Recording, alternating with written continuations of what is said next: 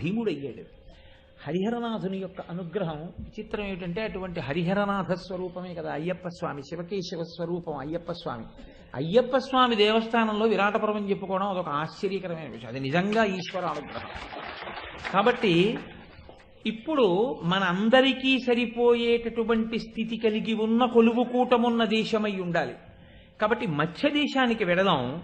నేనైతే ఏమనుకుంటున్నాను అంటే, నాకు చూడ మత్స్య నరపతి సద్ధర్మవర్తి సుజనహితుడు అవార్య బాహుబలుడు కాన అతని పాలనందరూ తగవైన పనుల నిలుచుట అభిమతంబు. ధర్మరాజు గారి గొప్పతనం ఎక్కడుంటుందంటే, మనం వెళ్ళిపోదాం అక్కడ కండం.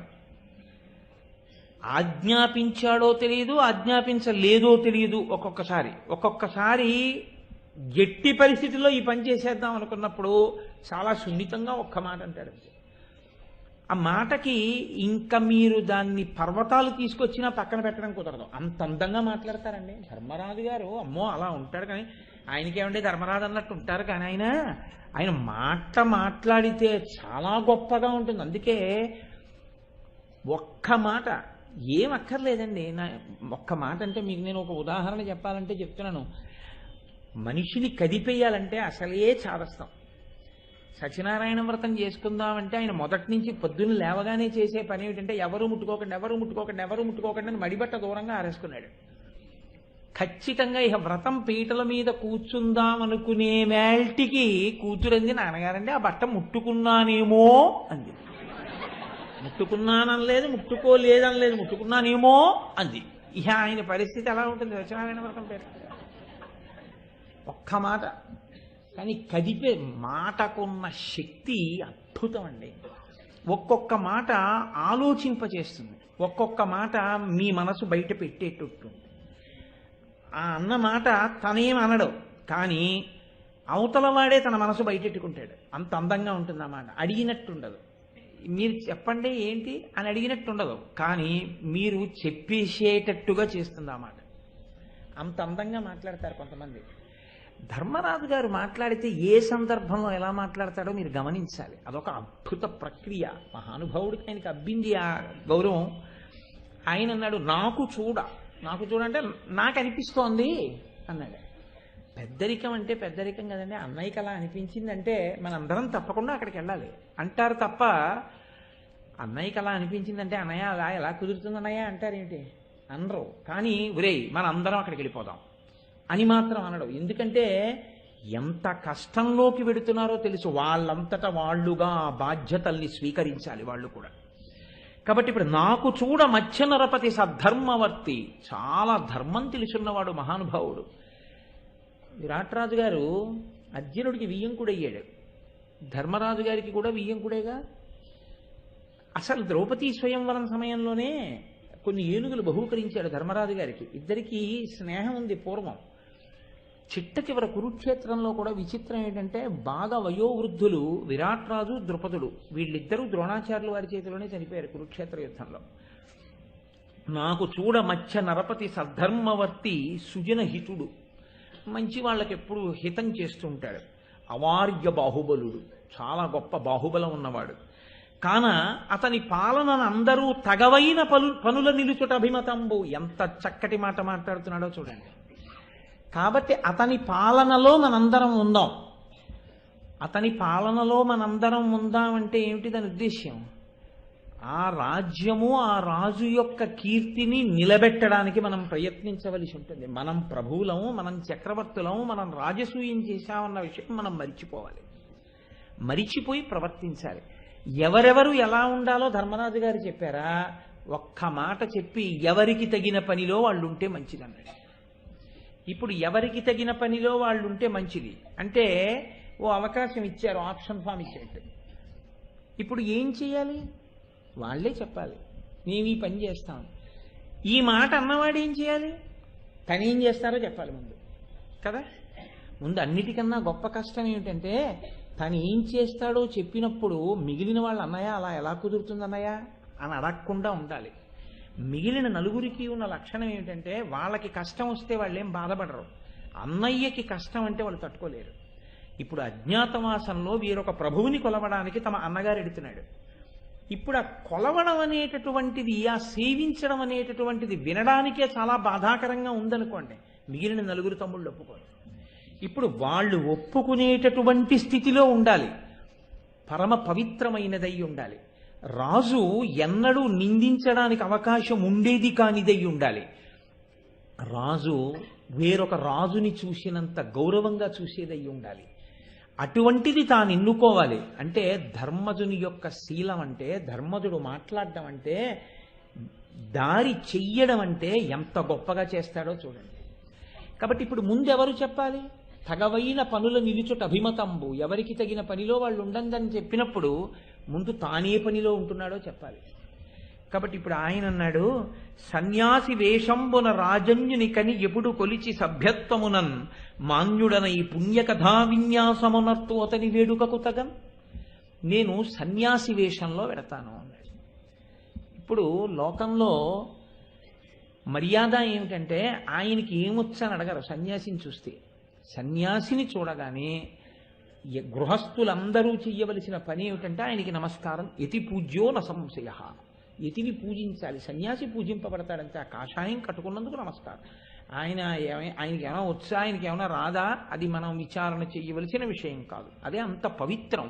సనాతన ధర్మంలో కాషాయ వస్త్రానికి అంతట పవిత్రత ఉంది. కాబట్టి ఆ పవిత్రత కట్టుకున్న వాళ్ళు కూడా నిలబెట్టుకుంటూ ఉంటారు, నిలబెట్టుకోవాలి కూడా. కాబట్టి ఈయనన్నాడు, నేను సన్యాసి వేషంబున, సన్యాసి వేషం వేసుకుంటాను.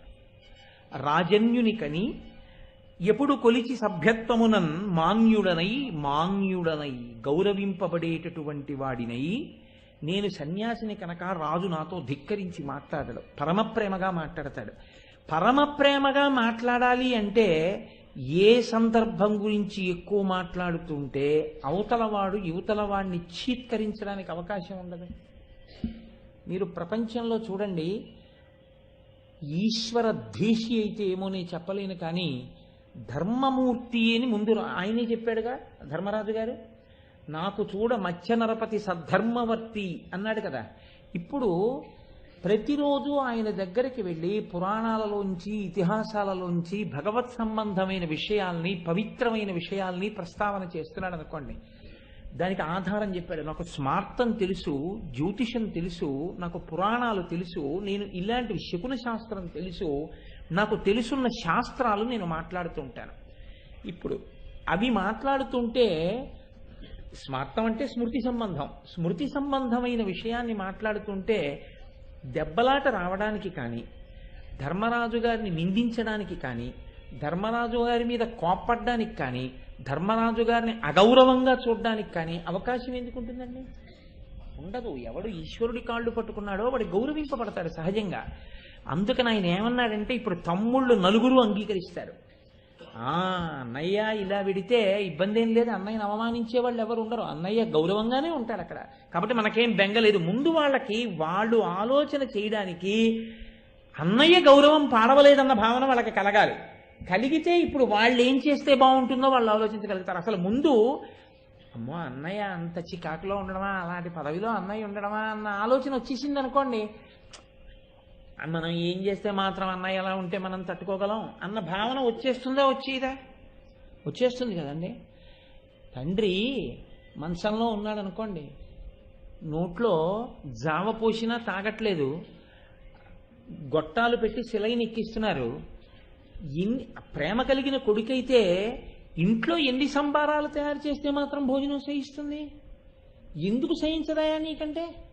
ఆకలి లేక కాదు, రుచి తెలియక కాదు, పదార్థంలో రుచి లేక కాదు, తండ్రి గారు బాగులేడు, తనకెలా సహిస్తుంది? అన్నగారు తాము గౌరవించే ధర్మరాజు గారు గౌరవమైన స్థానంలో లేడు, వీళ్ళు ఎలాగా సహనంతో ఉంటారు? ముందు ధర్మరాజు గారు భద్రమైన స్థానంలోకి వెళ్ళాలి. అది చూపించాడు ధర్మరాజు, నేను భద్రమైన స్థానంలో ఉంటాను, నేను గౌరవింపబడతాను, కాబట్టి మీకు ఇబ్బంది లేదు. కాబట్టి సన్యాసి వేషంబున రాజన్యునిగని ఎప్పుడు కొలిచి సభ్యత్వమునన్ మాన్యుడనై పుణ్యకథా విన్యాసమునర్తు అతని వేడుకకు తగన్. అతని వేడుకకు తగన్ అంటే ఆయనకి కూడా అది ఇష్టం. పుణ్యకథలు వినడం అంటే ఆయనకి కూడా చాలా సంతోషకరమైనటువంటి విషయం. ఆ సంతోషం లేని వాడి దగ్గరికి వెళ్ళి మీరు వెంకటాచలం అండి అన్నారు అనుకోండి, అబ్బా ఈ పొద్దున్న నుంచి తినేస్తున్నారు, వెంకటాచలం కాకుండా కాసేపు ఏమైనా సినిమా గురించి చెప్దురు అంటే ఏం చెప్తారు మీరు? మీకేమో వెంకటాచలం ఇష్టం, ఆయనకేమో సినిమాలు ఇష్టం. మీరు చెప్పగలిగితే మాత్రం వినేవాడేడి? పైగా 2 రోజులు విని 3వ రోజు నుంచి వచ్చేస్తున్నాడు రోయ్ మళ్ళీ వెంకటాచలం అంటాడన్నారు అనుకోండి, మీకు బాధగా ఉంటుంది కదా. మీ ఓర్పుకు పరీక్ష. ఇంకా ఆయనకు అది కాదు, మత్స్యరాజు గారికి కూడా ఇష్టం, విరాట్ రాజు గారికి కూడా వినడంలో ఆసక్తి ఉంది కాబట్టి అతని వేడుకకు తగన్న ఆయనకి కూడా ఇష్టమయ్యా, అందుకే చెప్తాను. ఇప్పుడు సంతోషం కదండి తమ్ముళ్ళకి. చిన్న పద్యంలో చిన్న మాటలలో ధర్మరాజు తాను తమ్ముళ్ళు ఆలోచించుకోవడానికి అవకాశం ఇస్తూ తాను తమ్ముళ్ళు బాధపడడానికి వీలు లేనటువంటి భద్రమైన స్థానంలోకి ఎలా ప్రవేశిస్తున్నాడో ఆవిష్కరిస్తున్నాడు. అతనితో ఒక్కొక్క మరి కౌతూహల వృత్తికింతగం తొడగి మృదు ద్యూతంబున క్రీడింతున్ చేతో మొదవ నక్ష శిక్షాప్రౌఢిన్. అప్పుడప్పుడు విరాట్ రాజు గారితో జూదం కూడా ఆడతానన్నాడు. ఉలిక్కి పడడు భీమసేనాథుడు. వెంటనే ఒక మాట అన్నాడు, నేను మృదుద్యూతంబున క్రీడింతు అన్నాడు. నేను మృదుద్యూతం ఆడతాను అన్నాడు. ఎందుకంటే రాజులు కాసేపు ఏదో సంతోషపడాలి అంటే తమతో సమానమైనటువంటి వాళ్ళతోనే ఆడాలి. అంటే సమానమైన వాళ్ళతో ఆడాలి అంటే స్నేహం కుదిరిన తర్వాత ఏం చేస్తారు? రండి కాసేపు ఆడుకుందాం అంటారు. రండి కాసేపు ఆడుకుందాం అంటే ఆడితే ఇబ్బంది లేదు. అంటే ఆడితే ఇబ్బంది లేదు అని నేను ఎవరి విషయంలో అంటున్నానంటే, అందులో తేలిగ్గా చెప్పాలంటే చెలరేగిపోయే స్వభావం లేనివాడైతే ఏమో ఇబ్బంది లేదు, కానీ ఆ అనుమానం ఉన్నప్పుడు అసలు దాని జోలికి వెళ్లకుండా ఉండడం మంచిది. కోటేశ్వరారు చెప్పారండి విరాట పర్వంలో, అందుకని మేము మృదుజ్యూతం మొదలెట్టి నా మీద పెట్టకండి తర్వాత, తెలిసిందా? అందుకని నేను ఇంత జాగ్రత్త పడి చెప్తున్నాను. మృదుద్యూతం అంటే పందెం లేని ఆట. కొన్ని ఆటలు పందెం లేకపోతే ఉత్సాహం ఉండదు కొంతమందికి. అందుకే కదా లక్షలు కోట్లు కూడా కొన్ని సంవత్సరాల్లో వచ్చేటటువంటి కొన్ని రోజుల్లో ఏరులై పారి పందాల కోసం పరిగెడుతుంటారు. అంటే కొన్ని పందాలు సరదా. కాబట్టి పందెం లేని జీవితం అనుకోండి, దానిలో అంత పెద్ద రెచ్చిపోవలసిన సందర్భం ఏమి ఉండదు. అలాంటి ఇబ్బందులేం రావు. తమ్ముళ్ళలారా బెంగపెట్టుకోకండి అని చెప్పడానికి మృదుద్యూతంబున క్రీడింతున్, పందెం లేనటువంటి జీవితం ఆడతాను. నా దగ్గర అనేక పాచికలు ఉన్నాయి, మణులు పొదిగినటువంటి పాచికలు, బంగారు పాచికలు, ఇవన్నీ చూపిస్తాను. విరాట్ రాజు చాలా సంతోషిస్తాడు. సంతోషించి మేమిద్దరం ఆడుకుంటూ ఉంటాం. ఇప్పుడు రాజుగారితో సమానంగా అన్నగారు కూడా ఆడుకుంటున్నాడు అనుకోండి, పోన్లే అన్నయ్య వేషం కట్టినా ఏదో చక్కగా రాజుగారితో సమానంగా ఆడుకుంటున్నాడు, గొడవ వెళ్ళిపోయిందని తమ్ముళ్ళు సంతోషంగా ఉంటారు. ఒకవేళ నీకు ఇవన్నీ ఎక్కడి నుంచి నేర్చుకున్నావు అని అడిగితే, అన్నయ్య అప్పుడు ఏం చెప్తావు? ఈ మాట ఎందుకు వచ్చిందో తెలుసా అండి? మీరు నేను ఈ ఉపమానం చెప్పాను అని ఏమనుకోకండి, చాలా ఇళ్లల్లో ఉంటుంది ఈ సందర్భం. మీరు వేదికల మీద చెప్పరు, నేను చెప్తానంతే తేడా. ఇంట్లో చిన్నపిల్లలు ఉంటారు, కొంచెం వాళ్ళు కాస్త ఒక 6 ఇడ్లీ తినేటటువంటి స్వభావం ఉన్న వాళ్ళు అనుకోండి, పలహారం. తల్లి ఏం చేస్తుందంటే ఎక్కడ బిడ్డకి దృష్టి దోషం తగిలేస్తుందో అని భయం. ఓ 4 ఇడ్లీ ఇంటి దగ్గర పెట్టి బోర్నవిటా ఇచ్చేసి, నాన్న ఇవాళ మనం మామయ్య గారి ఇంటికి ఫంక్షన్కి వెళ్తున్నాం కదా, అక్కడ ఇడ్లీ పెడతారు, 2 తిను, అత్త ఇంకోటి వేసుకోమంటుంది, నాకు 2 చాలు అత్తాను అంటే, అలాగేనమ్మా అని వీడు 4 తినేస్తాడు. తినేసిన తర్వాత వెనక్కి పిలిచి ఉంటుంది, ఇంటి దగ్గర ఏమైనా తిన్నారేమిట్రా అని అడుగుతుంది. తినలేదని చెప్పి ఇంటి దగ్గర 4 తినేసి వచ్చాను అన్నాడు అనుకోండి, ఇక్కడ 2, 6 లెక్కలో వెళ్ళిపోలేదు, దృష్టి దోషానికి సరిపోయింది కదా. అందుకని ఏం తినలేదని చెప్పే అంటుంది. అంటే తల్లి ప్రేమకి అవధి ఎక్కడుందండి? ఆ తల్లికి ప్రేమకి అవధి లేదు. ఆ పిచ్చి ప్రేమ ఉంది కాబట్టే లోకం బతికింది. కాబట్టి ఒకవేళ అంత దగ్గర ఎలా అయ్యాడండి, ఆయనకి అవన్నీ ఎలా వచ్చాయండి అని ఏమైనా అడిగితే వీళ్ళు ఏం చెప్పాలి? రేపు పొద్దున్న ఎవరైనా అడిగారనుకోండి వీళ్ళని, అప్పుడు ఈ మాటలు మనం ఏం అనుకోలేదు, ఇప్పుడు మనం ఏం చెప్తే అన్నయ్య ఏం చెప్తే ఏం గొడవ వస్తుందో అన్న అనుమానం రాకుండా ఉండాలంటే ముందే అనుకోవాలి కదా ఈ మాట. అప్పుడు ఏం చెప్దాం అంటే, నన్ను ఒకవేళ విరాట్ రాజు అలా అడిగితే, ధర్మరాజు గారి కొలువు కూటంలో ధర్మరాజుతో స్నేహంగా ఉండేవాడిని అని చెప్పేసుకుంటాను. అంటే దాని ఉద్దేశం మీ దగ్గర ఎప్పుడైనా అలాంటి ప్రస్తావన వస్తే మీరు అదే చెప్పండి, ఆయన ధర్మరాజు దగ్గర స్నేహంగా ఉండేవాడు. ఎందుకు వచ్చిందో తెలుసా అండి ఈ సందర్భం? వీళ్ళందరూ ధర్మరాజు స్నేహితులం, ద్రౌపది స్నేహితులం అని చెప్పుకుంటారు తప్ప ఇంకో చోటు నుంచి వచ్చాం అని చెప్పరు. ఇప్పుడు రేపొద్దున మీరు ధర్మరాజు గారి కొలువులోంచే వచ్చారు కదా, ఆయన ధర్మరాజు గారి కొలువులోంచి వచ్చాడా, ఎక్కడి నుంచి వచ్చాడండి అని అడిగారు అనుకోండి, అవును ధర్మరాజు గారితో ఆడుతుండేవాడని చెప్పద్దు. ఏం మేము ఎప్పుడు చూడలేదు, అలా ఎవరు చెప్పారన్నారు అనుకోండి, లేనిపోని ఇబ్బందులు రావు. అందుకని ముందే చెప్పాడు ధర్మరాజు గారు. అంటే ఎంత దూరదృష్టితో, అమ్మ ఇంట్లో ఏం తిని రాలేదని చెప్పే అని చెప్పినంత జాగ్రత్త ఉంటుందంటే అంత దూరం ఆలోచిస్తాడు. ముందు కొత్త కొలువులోకి వెళ్ళగానే వచ్చే మాటలు ఏముంటాయో వాటిని దృష్టిలో పెట్టుకుని మాట్లాడుతున్నాడు ధర్మరాజు గారు. అంటే ఎంత దూరం ఆలోచిస్తాడో, ఎంత రాజనీతిజ్ఞుడో, ఎంత లోతైనటువంటి స్వభావం కలిగినటువంటి వాడో, ఎంత మాట నేర్పరితనం ఉన్నవాడో ధర్మరాజు మీకు అర్థమవుతుంది. ఆ మాట నేర్పరితనం లేకపోతే ధర్మరాజు గారు నిగ్గుకు రావడం చాలా కష్టం. అన్నది తమ్ముళ్లతోటే కష్టం అండి. కనుక నేను ఒక్కొక్కసారి వాళ్లతో కలిసి జూదం ఆడతానన్నాడు అని ఇప్పుడు ఎవరి వంతు? తను చెప్పవలసింది చెప్పాడు. నేను ఇలా వెడతాను, ఇలా ఉంటాను, నా పేరు కంకుభట్టు అని పెట్టుకుంటాను అక్కడ అని చెప్పాడు. ఆ పేరు కూడా మారు పేరు ఏది ఉంటుందో కూడా చెప్పాడు. ఎక్కడైనా ప్రస్తావన వచ్చినప్పుడు నేను చెప్తాను ఆ పేర్లు అలా ఎందుకు వచ్చాయి అన్నది. నన్ను కంకుడు అంటారు అక్కడ అన్నాడు. నేను నా పేరు కంకుభట్టు అని చెప్పుకుంటాను. ఇప్పుడు ఆయన వెంటనే ఎవరి వైపు తిరిగాడో తెలుసా అండి? ఉత్తరక్షణం తన తర్వాతి వాడు కాబట్టి చూడాలి. మాట్లాడినట్టుగా కాకుండా బాధపడుతున్నట్టు ఉండాలి. నిజంగా కూడా బాధపడుతున్నాడు ధర్మరాజు. అంత మృదుహృదయుడు, మహానుభావుడు ఆయన, అందులో సందేహం లేదు. కానీ ఏ పెద్ద హెచ్చరిక చెయ్యాలో ఆ పెద్ద హెచ్చరిక చేసేయాలి భీముడికి. లేకపోతే ఆయన అనుమానం అంతా, ఆయన బెంగంతా ఎవరి మీద తెలుసా అండి? భీమసేనుడి మీదే. అంతా బాగానే ఉంటుంది. కానీ మీరు చూడండి, కొంతమంది ఎక్కడ తేలిపోతారంటే, ఒరే మనం పెళ్లికి వెళ్తున్నాం, వాళ్ళు చాలా మంచి వాళ్ళు, నువ్వు అయిన దానికి కాని దానికి గొడవ పడతావు, నువ్వు గబుక్కును గొడవ పడకే అక్కడికి వెళ్ళిన తర్వాత అన్నారనుకోండి, అక్కడే గొడవ మొదలు. అంటే నీ గొడవలు పడేవాళ్ళే కనపడుతున్నాడు అది, కానీ వాడు గొడవ మొదలెట్టాడు. ఇంకక్కడి నుంచి 7 తరాలు తవ్వుకుని దెబ్బలాడుకుని అక్కడి నుంచే పెళ్లివారు రావడం సరి.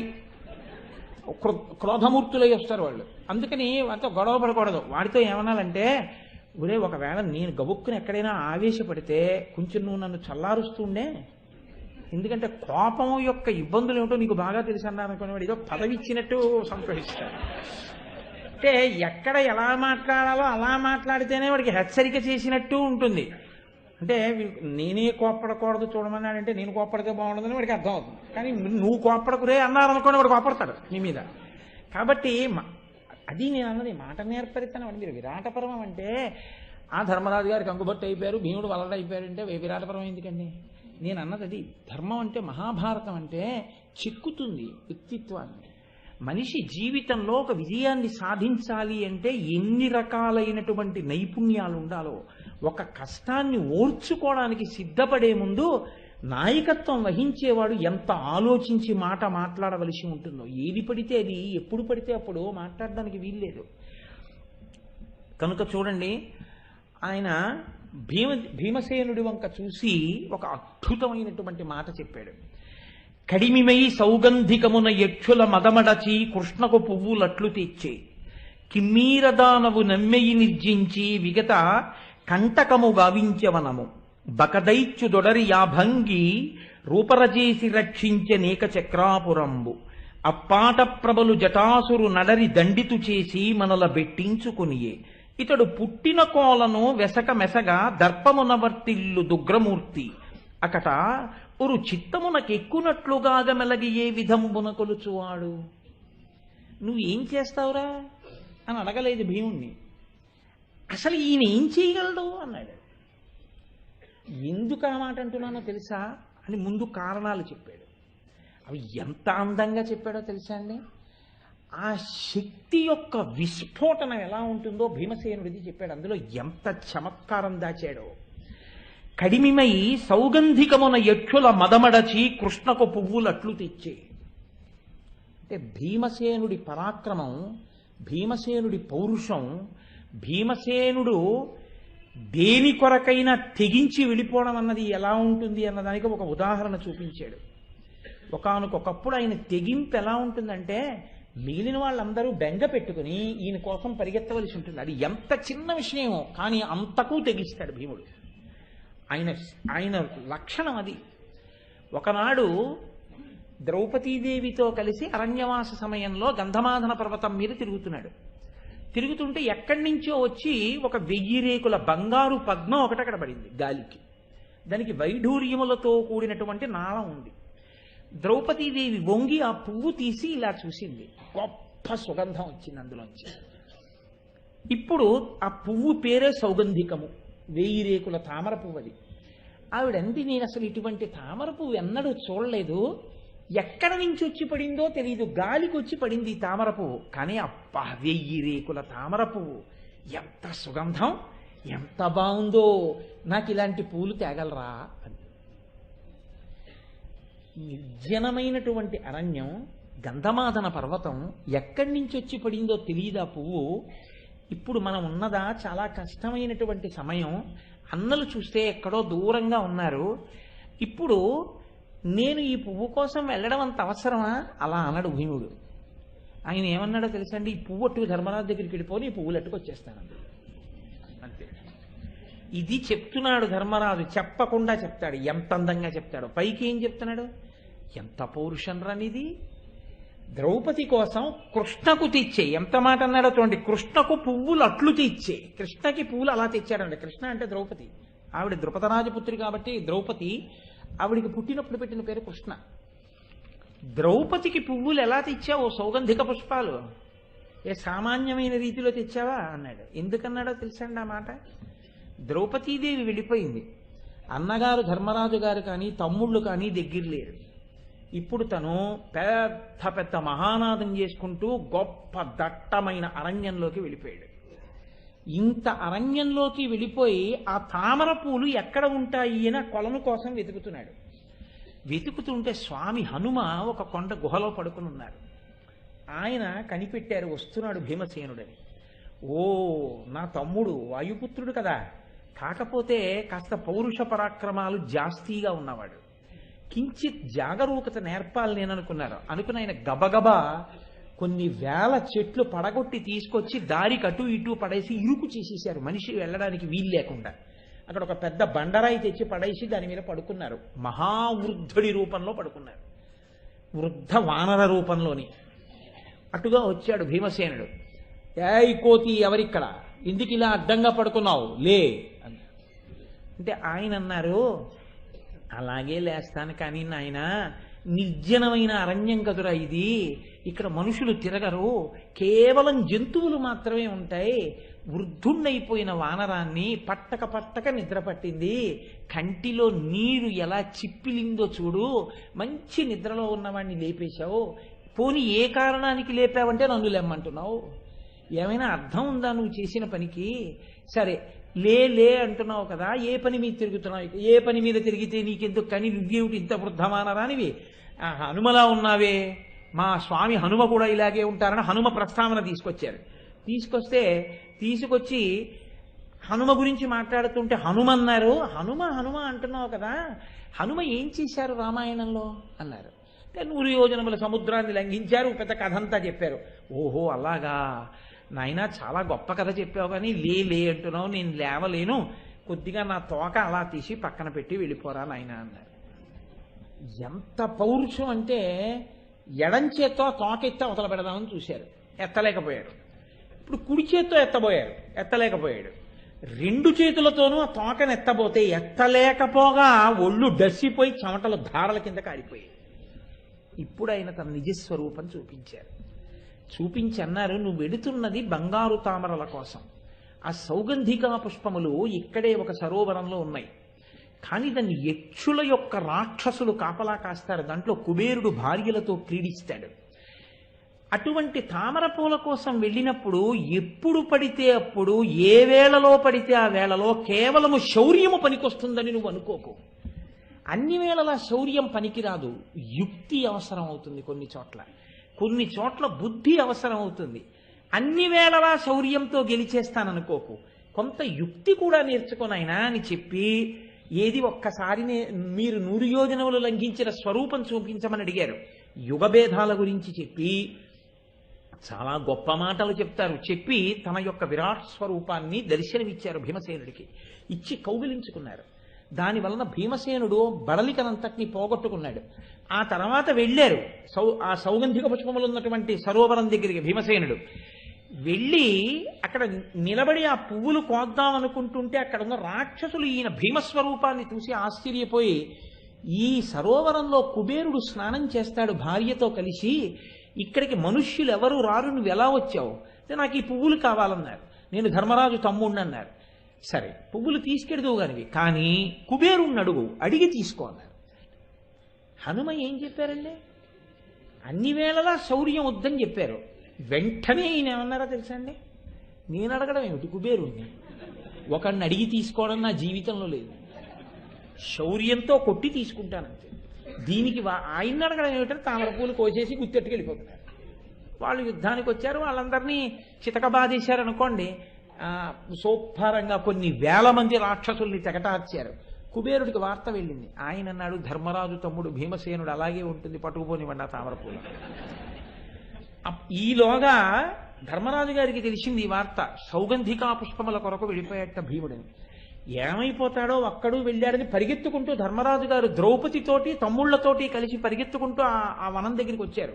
సరే ఆ తర్వాత చాలా కథ నడిచింది అనుకోండి. ఇది చెప్పారు ఆయన, ఒక్కడివే యక్షుల్ని చంపి సౌగంధికా పుష్పములు తీసుకొచ్చావు. పొగట్టా ఉంది అందులో, చాలా కనపడని హెచ్చరిక ఉంది. ఒరే పెళ్లిలో నేను కోప్పడకుండా చూడే అని చెప్పినట్టు హనుమ చెప్పారు. విన్నావేమిటి, శౌర్యంతో గబుక్కుని ఢీకొంటావు, అదే భయం నాకు అన్నారనుకోండి. ఇదిగో ఈ మాటలు చెప్పే మా శౌర్యాల్ని కప్పెట్టావు, లేకపోతే ఆనాడే తేల్చేద్దునంటాడు. ఇప్పుడే ఈ అజ్ఞాతవాసం ఏమిటి, ఆ మాట ఆయనకి గుర్తు రావాలి. ఆ విషయం చెప్తే, ఇంత బలపరాక్రమాలు ఉన్నవాడివి ఇంకోటి మాట నువ్వు ఎలా వింటావురా, ఇది పెద్ద బాధ. బలపరాక్రమములు ఉంటే ఒకెత్తు, దానికి తోడు క్రోధమూర్తి, కోపం ఎక్కువ. అందుకని నాకు భయం, నువ్వు ఎవడి మాట వింటావు, ఎవడికి సేవ చేస్తావు. ఇప్పుడు సేవ చేయాలంటే వాడు చెప్పింది మనం వినాలి, వాడు చెప్పింది వినే తత్వం నీకెక్కడుంది. ఉంటే అడిగి తీసుకో అంటే, నేను వాడిని అడగడం ఏమిటన్నావుగా ఆ రోజున, ఇప్పుడు రేపొద్దున అలాగే అంటే అక్కడికి వెళ్ళి ఇది ఇలా అన్నారనుకోండి ధర్మరాజు గారు, భీమసేనుడు ఏమంటాడో. అందుకని అలా అన్నాడు ధర్మరాజు గారు, అలా జరిగిందని ఉదాహరణగా చెప్తాడు. ఎంత గొప్పగా మాట్లాడతారు చూడండి. అలా అన్నయ్య అంటే ఏమనుకుంటున్నావు అంటే, నీ బలవంతుడిది అంటున్నాను రా అని తప్పుకోవచ్చు, కోప్పడ్డానికి వీలు లేకుండా ఉంటుంది. అంత అందంగా మాట్లాడతాడు, ఏ జాగ్రత్త తీసుకోవాలో చెప్పకుండా చెప్తాడు. ఇది ధర్మరాజు గారి ప్రజ్ఞ. విరాటపర్వం అంటే మహానుభావుడు తిక్కన గారు ఏమీ ఆంధ్రీకరించారండి. పంచమవేద రూపమగు భారత సంహితనాంధ్ర భాష కావించే 15 పర్వములు విశ్వ జగద్దిత బుద్ధి అట్టి మహానుభావుడు హిరణ్యగర్భ తుల్యునకు అఖండిత భక్తి నమస్కరింతు నిర్వంచిత కీర్తి వైభవ విరాజికి తిక్కన సోమయాజికి అన్నారు. అందుకే అటువంటి మహానుభావుడు కనుక ఆయనకి నేను నమస్కరిస్తున్నాను అన్నారు. కాబట్టి ఈ మాట చెప్పన్నారు, కిమ్మీరదానవు నమ్మెయి నిర్జించి విగత కంటకము గావించవనము. నిన్నటి రోజునే మీతో నేను ప్రస్తావన చేశాను. కిమ్మీరుడనేటటువంటి రాక్షసుణ్ణి అరణ్యవాస కాలంలో భీమసేనుడు సంహారం చేశాడు. ఒక దైత్యుదొడరి యాభంగి రూపర చేసి రక్షించే నేక చక్రాపురంబు. ఈ మాట అనడం వెనకాతల ఆశ్రయించిన వాళ్ళని రక్షించే స్వభావము, ఉద్ధతి, ఆయన తెగింపు, ఆయన భీమ విక్రమం, ఇన్నిటినీ దాచారు ధర్మరాజు గారు. ఏకచక్రాపురంలో నువ్వు బకాసురుణ్ణి సంహరించి బ్రాహ్మణ కుటుంబాన్ని కాపాడావు, అంతటి మహానుభావుడు అన్నాడు. యథార్థమే. పైకి భీమసేనుడికి అది పొగట్టే కితాబే, కానీ ఆలోచించుకున్నవాడికి, తాను చేసిన పని ఆలోచించుకున్నవాడికి అవునప్పుడు అది జరిగింది అని గుర్తొస్తుంది. ఏకచక్రపురంలో భీమసేనుడు బకాసుర సంహారం చేసినప్పుడు మనం అనుకున్నట్టు మనం విన్నట్టు కాదు, అందులో ఒక పెద్ద గమ్మత్తు ఒకటి దాగి ఉంది. బ్రాహ్మణ రూపాల్లో ఉన్నారు వీళ్ళు 5 అప్పుడు. కుంతీదేవి ఒక బ్రాహ్మణుడి ఇంట్లో పక్కవాటాలో ఉంది. పక్కవాటాలో అంటే ఇప్పుడు బాగా అర్థమవుతుందని నేను ఆ మాట ఉపయోగించాను. ప్రతిరోజు భిక్షాటన చేసి అన్నం తెస్తే సగం అన్నం భీముడికి పెట్టేది, మిగిలిన సగం అన్నమే మిగిలిన నలుగురికి పెట్టేది. అయినా భీముడు ఆకలి తీరేది కాదు, సరిపెట్టుకున్నాడు. ఒకరోజు పక్కింట్లో ఏడుపులు వినపడుతున్నాయి. మనకి ఆశ్రయం ఇచ్చిన బ్రాహ్మణుడు ఏడుస్తున్నాడు, ఒకడికి ఉపకారం చేయడం కన్నా పరమధర్మం ఇంకొకటి లేదు అంది కుంతీదేవి. కాబట్టి ఎందుకు ఏడుస్తున్నాడో కనుక్కుంటానని ఆవిడ వెళ్ళింది. ఎందుకు ఏడుస్తున్నారని అడిగింది. అప్పుడు ఆయన అంతా కథ చెప్పాడు. ఏదో బకాసురుడిని రాక్షసుడు ఉన్నాడు, ఆయనతో ఈ ఏకచక్రపురవాసులం అందరం కలిసి ఒక నియమనం చేసుకున్నాం. అందులో మళ్ళీ చాలా గమ్మత్తైన విషయం చెప్పాడు తెలుసా అండి. దేశము కాలము అన్నవి ఎంత ముఖ్యమో చెప్తాడు. ఆ బ్రాహ్మణుడు ఏడుస్తూ ఒక మాట అంటాడు, ఈ ఊర్లో మనం ఉండద్దు, వెళ్ళిపోదాం. ఎందుకంటే ఏదో ఒకనాడు మన వంతు వస్తుంది.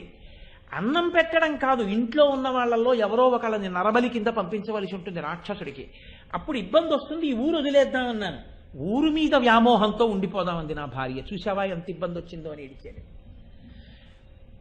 ఏ ఊళ్ళో పడితే, ఏ కారణానికి పడితే ఆ కారణానికి ఉండిపోతే ప్రమాదం వస్తుంది. వ్యాసుడు ఒక చోట చెప్తాడు, ఎన్నాళ్ళు ఉంటావు కామ్యకవనంలో, విడిచిపెట్టి వెళ్ళిపో. ఎందుకంటే ఇక్కడ చెట్లు, వేర్లు, పళ్ళు, కాయలు అన్నీ ఇప్పటికే మీరు తినేశారు. బ్రాహ్మణులకు పెట్టడం కోసం తీసుకొచ్చేశారు. ఇక వనస్వరూపం పాడవుతుంది, పైగా గౌరవం తగ్గుతుంది. ఒకే చోట ఉంటే ఇంకొక ప్రదేశానికి వెళ్ళిపోండి అని చెప్పాడు. అందుకే నేను అంటాను, మహాభారతం బహుభంగిమలు మీరు పరిశీలనం చేయవలసి ఉంటుంది. ఇప్పుడు ఆ బ్రాహ్మణుడు వెడతాడా, భార్య వెడుతుందా, కూతురు వెడుతుందా, కొడుకు వెడతాడా? ఎవరికి వాళ్లే మేం వెడతామంటే మేం వెడతామని ఏడుస్తున్నారు. పిల్లవాడు చాలా చిన్నవాడు. ఆ బ్రాహ్మణ కుమారుడు అన్నాడు వచ్చిరాని మాటలతో కర్రట్టుకొచ్చి, నాన్నగారండి నాన్నగారండి నన్ను పంపించండి, నేను వెళ్ళి ఆ రాక్షసుని కొట్టి చంపేస్తానండి అన్నాడు. ఏడుస్తున్నాడు ఆ బ్రాహ్మణుడు, అయ్యో కూతుర్ని పంపనా, కొడుకుని పంపనా, భార్యని పంపనా, నేనే వెళ్ళనా అని. అప్పుడు కుంతీదేవంది, మీరు బాధపడకండి, నా కొడుకుని పంపిస్తాను. ఆయన తెల్లబోయాడమ్మా, ఎంత తప్పమ్మా, ఆశ్రయం ఇచ్చాను బ్రాహ్మణ కుటుంబం అని, నీ కొడుకుని పంపించి నా కొడుకుని రక్షించుకోనా? తప్పు తల్లి, అలా వద్దన్నాడు. ఆవిడంది, మీరు బెంగ పెట్టుకోకండి, నా కొడుకు వెళ్ళి తినబడే కొడుకు కాదు, తింటున్నవాణ్ణి చంపొస్తాడు, అంతటి బలవంతుడు, కాబట్టి వాడిని పంపిస్తాను. అంత నమ్మకంగా చెప్తే నీ ఇష్టమమ్మా అన్నాడు. ధర్మరాజు గారు తిరిగి వచ్చాడు భిక్షాటన నుంచి. ఆయన వస్తూనే ఏమన్నాడో తెలుసా అండి, అమ్మా ఇవాళ భీమసేనుడు ఏమిటమ్మా చాలా ఉత్సాహంగా ఉన్నాడు, వీడికి యుద్ధానికి ఏమైనా అవకాశం దొరికిందా అని అడిగాడు. ఆవిడ ఓ అంది. వాడంతట వాడు తెచ్చుకున్నాడా, నువ్వు అవకాశం ఇచ్చావా అని అడిగాడు. మొదటి నుంచి ధర్మరాజు గారి మాట తీరంత గొప్పది. అంటే ఆవిడంది, నేనే ఇచ్చాను అవకాశాన్ని. ఎవరిని చంపమన్నావమ్మా వీడిని అన్నాడు. అంటే కొట్టి రావడం తెలియదు మన వాడికి, చంపి రావడం. కాబట్టి ఎవరిని చంపడానికి పంపిస్తున్నావమ్మా అన్నాడు. బకాసురుడికి ఆహారంగా పంపించాలట, ఈ ఊళ్ళో నియమనంట, భీముణ్ణి పంపిస్తానంది. అంటే ఆయన అన్నాడు, అమ్మా ఎంత తప్పు మాటమ్మా, ఎంత నేను నీ కొడుకుని మిగిలి ఉన్నా, అర్జునుడు మిగిలి ఉన్నా, నా తమ్ముడమ్మా, వేరొకరి బిడ్డని రక్షించడానికి నీ బిడ్డని పంపిస్తావా ఆహారంగా? ఒక తల్లి చేయవలసిన పనే ఇది అన్నాడు. ఆవిడంది ఒక రహస్యం చెప్పింది. ధర్మజా నీకు తెలియదు, నీకు ఇవాళ నేను ఒక రహస్యం చెప్తున్నాను. వీడిని పంపిస్తానని ఎందుకన్నానో తెలుసా? వీడి సంగతి తల్లిని నాకు తెలుసు. వీడు పుట్టిన 10వ రోజున వీడిని ఎత్తుకుని గుళ్ళోకి ఎడదామని బయలుదేరాను. ఎక్కడో అరణ్యంలో కొండ మీద ఉండేవారు వాళ్ళు ఆ రోజుల్లో. ఉన్నప్పుడు 10వ రోజు పిల్లాడు ఇంకాను ఎత్తుకుని గుళ్ళోకి వెడుతున్నాను. వెడుతుంటే ఆ పక్కనే ఉన్న కొండ గుహలోంచి ఒక పెద్ద పులి ఒకటి మా మీదకి వచ్చి పడింది తిందామని. ఈలోగా పాండురాజు గారు వచ్చాడు, బాణం వేశాడు, పులిని చంపేశాడు. కానీ నేను పులిని చూసిన కంగారులో వణికిపోతూ ఉండడంలో పిల్లాడు చేతుల్లోంచి జారి కింద బండరాతి మీద పడిపోయాడు. 10 రోజుల పిల్లవాడు చేతుల్లోంచి జారి కింద బండరాతి మీద పడిపోతే ఏ తల్లైనా ఏమనుకుంటుందండి? బాగా మెలిగి ఏ విధంబున కొలుచువాడు. ఎక్కడికో వెళ్ళి కొలువు చేస్తానండం తేలికే. కొలువు చేస్తానని వెళ్ళిన తర్వాత వాళ్ళు ఏమంటారండి? పిలిచి, రామాయ్ ఇలా ఆ పని చేయి అంటారు. నువ్వు నాకు చెప్పడం ఏంటంటే విరిచేస్తే వాడిని పట్టుకుని ప్రమాదం కదా. ఉగ్రమూర్తి, బలవంతుడు, సాహసి, పైన చెప్పిన విజయాలు ఉన్నాయి, విజయాల వెనకాతల ఉద్ధతి ఉంది. కాబట్టి అసలు నువ్వు ఏం చేస్తావురా, ఎలా ఉంటావురా, ఎవరి మాట వింటావురా, ఇదిరా నా భయం. తండ్రి బాధపడతాడు చూడండి. నీకు ఇంకా ఎవరు చెప్తే నీ తలకెక్కుతుందిరా, నువ్వు ఎలా బాగుపడతావురా, ఎవరి మాట వింటావురా నువ్వు అని బాధపడతాడే. అలా నువ్వు అసలు ఎవరి దగ్గర కొలువు చేస్తావు, ఎవరి మాట వింటావు, ఎలా అజ్ఞాతవాసం చేస్తావు, నాకు చాలా బెంగగా ఉందిరా నీ గురించి అంటే. ఇప్పుడు మీరు బాగా గుర్తుపట్టండి, ఈ మాటలు అని ఊరుకున్నాడు తప్ప, ఒరే నువ్వు కోప్పడిపోతే లాభం లేదు సుమా, నువ్వు కొలువు చేసేటప్పుడు వాళ్ళు ఏ పని చెప్తే ఆ పని నువ్వు చెయ్యాలి సుమా అని ధర్మరాజు చెప్తే, ఆ చెప్పేవాళ్ళవా పాచికిలాడు అంటాడు. అందుకని అలా చెప్పకూడదు. నువ్వు ఏం చేస్తావురా అన్నాడు అనుకోండి, అన్నయ్య నువ్వేం బెంగ పెట్టుకోకన్నయ్యా, ఈ ఏడాది ఎవరేం చెప్పినా చేస్తాను, నేను ఎవరి జోలికి వెళ్ళనన్నయ్యా, ఎవరితో మాట్లాడనయ్యా, ఎవరిని కొట్టనన్నయ్యా అంటాడు. ఎవరిని కొట్టనన్నయ్యా అంటే దాన్ని నమ్మడు ధర్మరాజు. అందుకని కొట్టేటప్పుడు ఎలా కొడతాడో చెప్తాడు. ఇప్పుడు నవ్వుతాడు. కదండి. భీముడి చేత ఒట్టు పెట్టిస్తాడనమాట, గమ్మత్తుగా పెట్టించి తను ధైర్యాన్ని పొందుతాడా.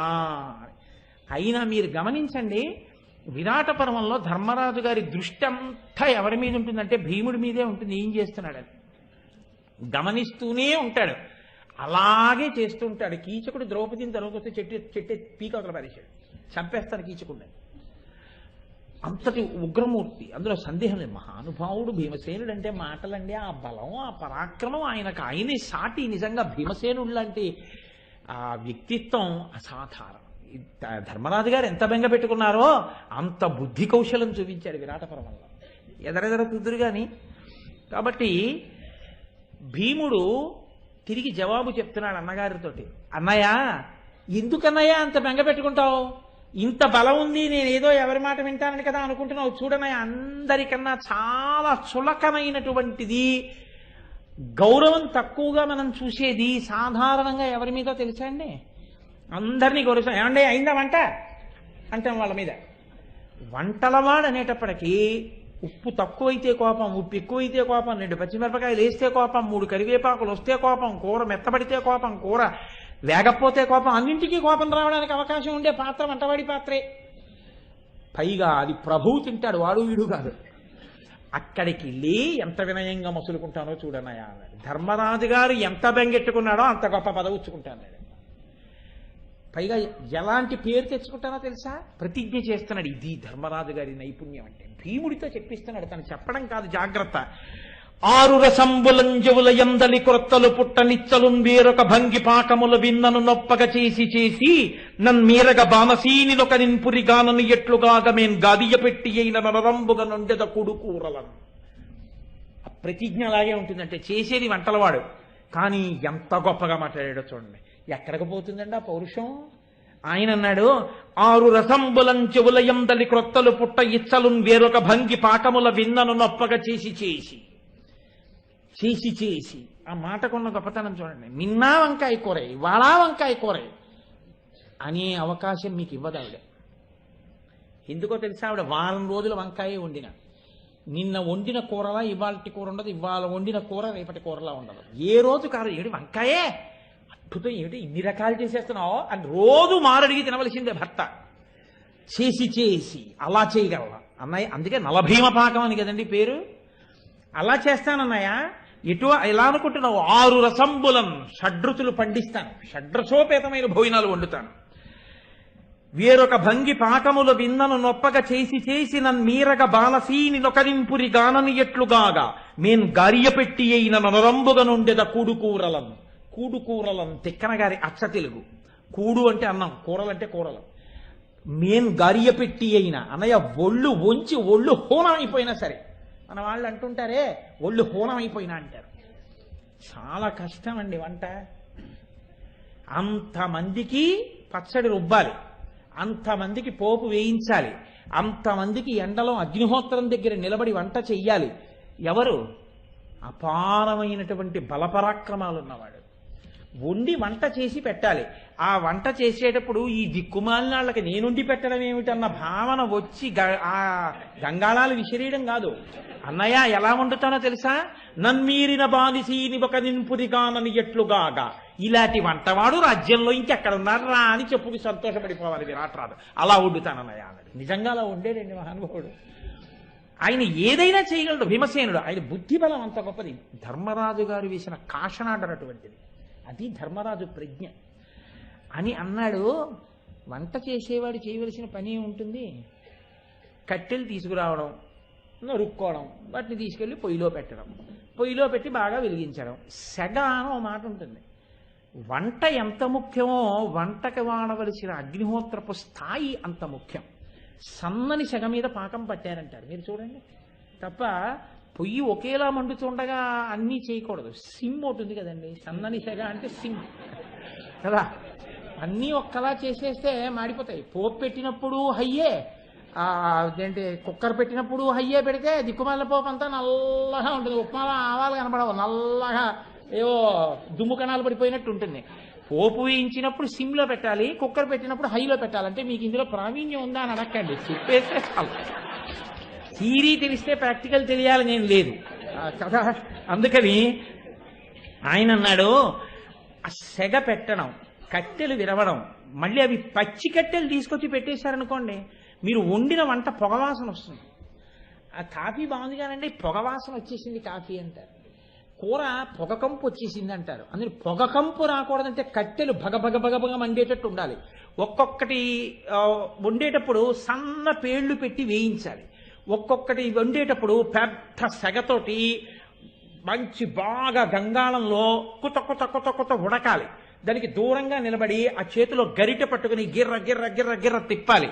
ఇలా ఎత్తి ఇలా ఒక్కసారి ఇలా పోసి చూస్తే సన్నతి తీగపాకం వచ్చిందో, లేకపోతే అది బాగా ముద్దగా ఉందో, ఇంకొంచెం పదార్థం కలపాలో, తిప్పాలో, సెగ తగ్గించాలో, సెగ పెంచాలో, ఇంకొంచెం సేపు ఉంచాలో, పొయ్యిలో కట్టెలన్నీ బయటికి తీసి నీళ్లు ఆర్పేసి ఓసారి మూత బోర్లించి పెట్టేస్తే మంచి బాగా పచనం అవుతుందో తెలుసున్నవాడయి ఉండాలి. ఇవన్నీ నాకు తెలుసన్నయ్యా అన్నాడు. తెలుసన్నయ్యా అంటే వినయంగా చేస్తాడని మీరు అనుకోకండి. ఆ పౌరుషం వంటలో కూడా ఎలా ఉంటుందో తెలుసా అండి? పర్య పాపంగ దునియగా విరువవలయు ఎడల కాళ్ళుల చేతుల తొడల పట్టి కడగి అనువుగ చేసి పోయి ఇడుదుగాని కత్తి గొడ్డలి ఎడుగని కట్టి ఎలకు. ఎక్కడికి పోతుంది భీమసేనుడి పౌరుషం? అన్నయ్య ఎలా వండుతానో తెలుసా? కట్టెలు పెద్ద పెద్ద దొంగలు ఎక్కడి నుంచో తీసుకొచ్చి పొయ్యిలో పెట్టడానికి పేళ్లు ఎంతంతవి కావాలో అంతంత పేళ్లు నా తొడల కింద పెట్టి విరిచేస్తా, కాళ్ల కింద పెట్టి విరిచేస్తా, గుండెల మీద పెట్టి విరిచేస్తా, చేతులతో విరిచేస్తా. కత్తి గొడ్డలి లేకుండా కర్రలని విరిచి పొయ్యిలో పెట్టి వంట చేసి చూపిస్తానయ్యా. ఎందుకంటే దానికి అంత పౌరుషం? అది భీమసేనుడి పౌరుషం. అలా మన ఇంటికి వచ్చిన వాళ్ళు ఎవరైనా ఏమైనా మా పెళ్లికి వంట చేయాలి అన్నారనుకోండి, కత్తి గొడ్డలి అడిగని కట్టి ఎలకు అన్నారనుకోండి, రేపు మాట్లాడతాను మీతోటి, మీరు వెళ్ళిరండి, నేను మాట్లాడతాను, కొంచెం ఏదో ఫోన్ వచ్చింది మర్చిపోయానని చెప్పి మీరు వెంటనే తప్పుకుంటారు. ఎందుకు ధర్మరాజు గారు భయపడ్డాడో మీకు ఇప్పుడు అర్థం అవ్వాలి. ఏం డాక్టర్ గారు అలా మాట్లాడతాడు ఆయన. పర్య పాపంగ దునియగా విరువవలయు ఎడల కాళ్ళుల చేతుల తొడల పట్టి కడగి అనువుగ చేసి పొయ్యిడుదుగా నీ కత్తి గొడ్డలి ఎడుగని కట్టి ఎలకు. ఏమి తిక్కనగారండి మహానుభావుడు, ఏమి పద్యరచన! పరకాయ ప్రవేశం చేశారంటే మహానుభావుడు పాత్రలోకి. చాలా సంతోషించారు. మరి అయితే ఒరే ఇంకా ఎవరి జోలికి వెళ్ళవా, ఇలా వంట చేసుకుంటూ కూర్చుంటావా ఏడాది? మీరు ఒకటి గుర్తుపెట్టుకోండి, ధర్మరాజు గారికి నిజంగా ఆంతరమునందు భీమసేనుడు ఎవరి జోలికి వెళ్లకుండా ఉండడం ఇష్టం కాదు. ఎందుకో తెలుసా అండి? కేవలం భీమసేనుడు ఇలా వంటలు చేసుకుంటూ వంట వార్పు చేసుకుని వచ్చిన వాళ్ళకి అన్నాలు పెట్టుకుని కూర్చున్నాడు అనుకోండి. ఏడాది అయిపోయిన తర్వాత ఒరే మల్ల యుద్ధం చేయాలంటే పట్లన్నీ మర్చిపోయానన్నయ్య, ఇప్పుడు ఒళ్ళు పట్టేస్తుంది, స్పాండలైటిస్ వచ్చేసింది అన్నయ్య, వాడు పట్టుకుంటే కిందడిపోతానన్నయ్య అన్నాడు అనుకోండి. ఇంకా కురుక్షేత్ర యుద్ధమే వస్తుంది, సింహాసనమే వస్తుంది. అందుకే పౌరుష ప్రతాపాలు దిక్కుమాలిన వంట చేసుకోవడానికే. అందుకు కాదు, ఆయనకి శరీర వ్యాయామం ఉండాలి. అందుకే ఏవి చేస్తే తన శరీర పటుత్వం నిలబడుతుందో తెలుసు భీమసేనుడికి. ఏడిచిందండి ద్రౌపదీదేవి. నాకెంత బాధ కలిగిందో తెలుసా అని ఏడిచింది ఒకప్పుడు. విరాట్ రాజు గారు కొలువు తీర్చి అందరి మధ్యలోనూ భీమసేనుడిని పిలిచి పులిని వదిలేసేవాడు. ఏది ఆ పులిని పట్టుకో చూస్తానని. ఆ పులి మీద పడి ఘాట్లు పెట్టి పంజాలతో కొడుతుంటే బాగా దట్టించి లంగోటా కట్టి మహానుభావుడు ఆ పులితో యుద్ధం చేసి దాన్ని మోకాలు పెట్టి కింద తొక్కి చంపి నెత్తురుతో నిలబడితే సహభాషణ అందరూ అంటుంటే, పౌరుష ప్రతాపాలతో శత్రువుల్ని దునుమాడగలిగినటువంటి వాడు సామాన్యమైనటువంటి పౌరుల మధ్యలో పులులు వదులుతుంటే, ఏనుగుల్ని వదిలితే, సింహాల్ని వదిలితే, మల్లయోధుల్ని వదిలితే, నువ్వు వాళ్లతో యుద్ధం చేసి నెత్తురోడుతూ లేచి నిలబడితే ఇంకొకడు వచ్చి నీ చెయ్యి పైకెత్తి వలలుడు చాలా గొప్పవాడు అంటుంటే, అందరూ నిన్ను వంటవాడు మల్ల యుద్ధం చేసుకునేవాడు అని అంటుంటే నేను ఎంత ఏడ్చానో తెలుసా? సామ్రాట్టుకి తమ్ముడివి, భీమసేనుడివి, మహానుభావుడివి, ఓర్చుకున్నావయ్యా. నిన్ను నేను విరాట్ రాజు ముందు అలా చూస్తుంటే నాకు ఎంత ఏడుపు వచ్చిందో తెలుసా?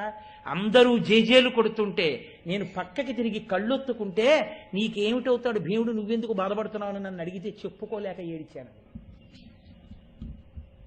అంతటి ఉద్ధతి ఉంది అని ధర్మరాజు అనుకోవడం ఖచ్చితమే, కానీ అలా మాట్లాడారు కాబట్టే అంత ఓర్పు పట్టాడు మహానుభావుడు. అలా ధౌమ్యుడు చెప్పాడు కాబట్టి అంత ఓర్పు పట్టాడు. ఎన్ని కష్టాలు పడ్డారండి విరాటపురం అంటే. పాండవుల కష్టాలు చదువుకుంటే మనం పడిన కష్టాలు ఏపాటి కష్టాలు, మనం పడుతున్న కష్టాలు ఏపాటి కష్టాలు, మనం ఎంత సుఖమయమైన జీవితాన్ని గడుపుతున్నాం రా అనిపిస్తుంది. కాబట్టి ఈ మాటలు చెప్పి అన్నయ్య ప్రభువు యొక్క సంతోషం కోసం అప్పుడప్పుడు మదపుటేనుగులతో, పులులతో, సింహాలతో, మల్ల జోదులతో యుద్ధం చేస్తాను, మల్ల యుద్ధం చేస్తాను. అనేక మంది మల్లయోధులు నా మీదకి యుద్ధానికి వచ్చినప్పుడు వాళ్ళందరితో యుద్ధం చేసి ఓడిస్తాను, కానీ చంపనన్నయ్యా. ఎందుకో తెలుసా అండి, చంపేశాడు అనుకోండి, ఇంతమందిని చంపేస్తున్నాడని అనుమానం వస్తుంది దుర్యోధనుడికి. కాబట్టి చంపను, ఓడించి వదిలేస్తుంటాను. కాబట్టి వార్త పైకి వెళ్లకుండా నా శరీరానికి వ్యాయామము నడుస్తూ ఉంటుంది, నేను చెయ్యగలిగినవి చేస్తూ ఉంటాను.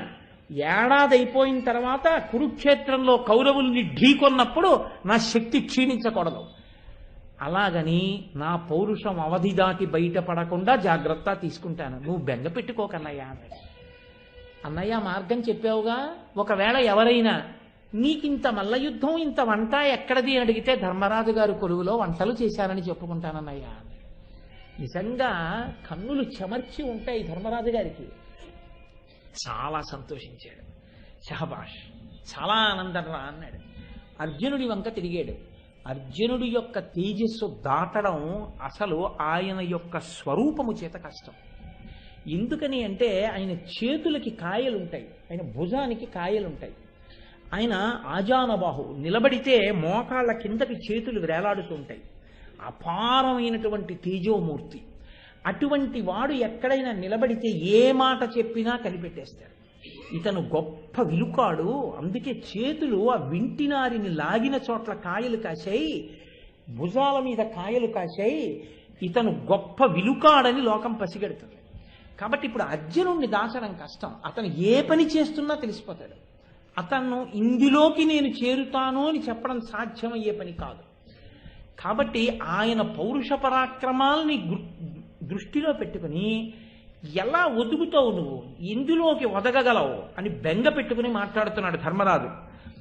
రెండు, ఎందులోకి ఒదిగినా ఇంత పరాక్రమం ఉన్నవాడివి అందులో ఉండడం నాకెంత క్లేశంగా ఉంటుంది. అది కూడా ఆయనకి ఒక రకంగా బాధాకరమైనటువంటి విషయం. ఖాండవమీర్చి దేవతలుగానని ఈశ్వరుగాంచి దోర్బలోద్దండ మహాసుర ప్రతతి దర్పమడంచి ప్రియంబునర్చి ఆఖండులుడున్న గద్దియ సగంబున నుండి మహానుభావుడీ తండుక మర్త్యుచేరి అనుదత్తత నిమ్మి కొలుచువాడుకో. ఎంత బాధపడ్డాడో నిజంగా అర్జునుడి వంక చూసి మాట్లాడుతూ. ఇటువంటి తమ్ముళ్ళు ఇంత కష్టానికి లోనవుతున్నారు.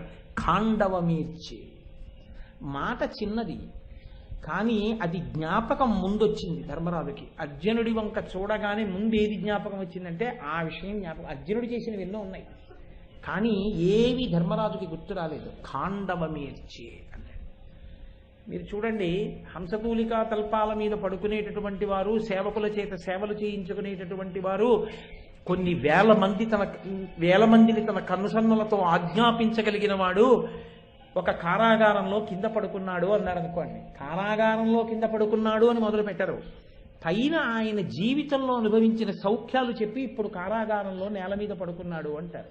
ఇది దైన్యాన్ని సూచిస్తుంది. అలా ఉండడం చాలా కష్టం అన్న విషయాన్ని సూచిస్తుంది. అలా ఇందులోకి ఒదగగలడు అర్జునుడు.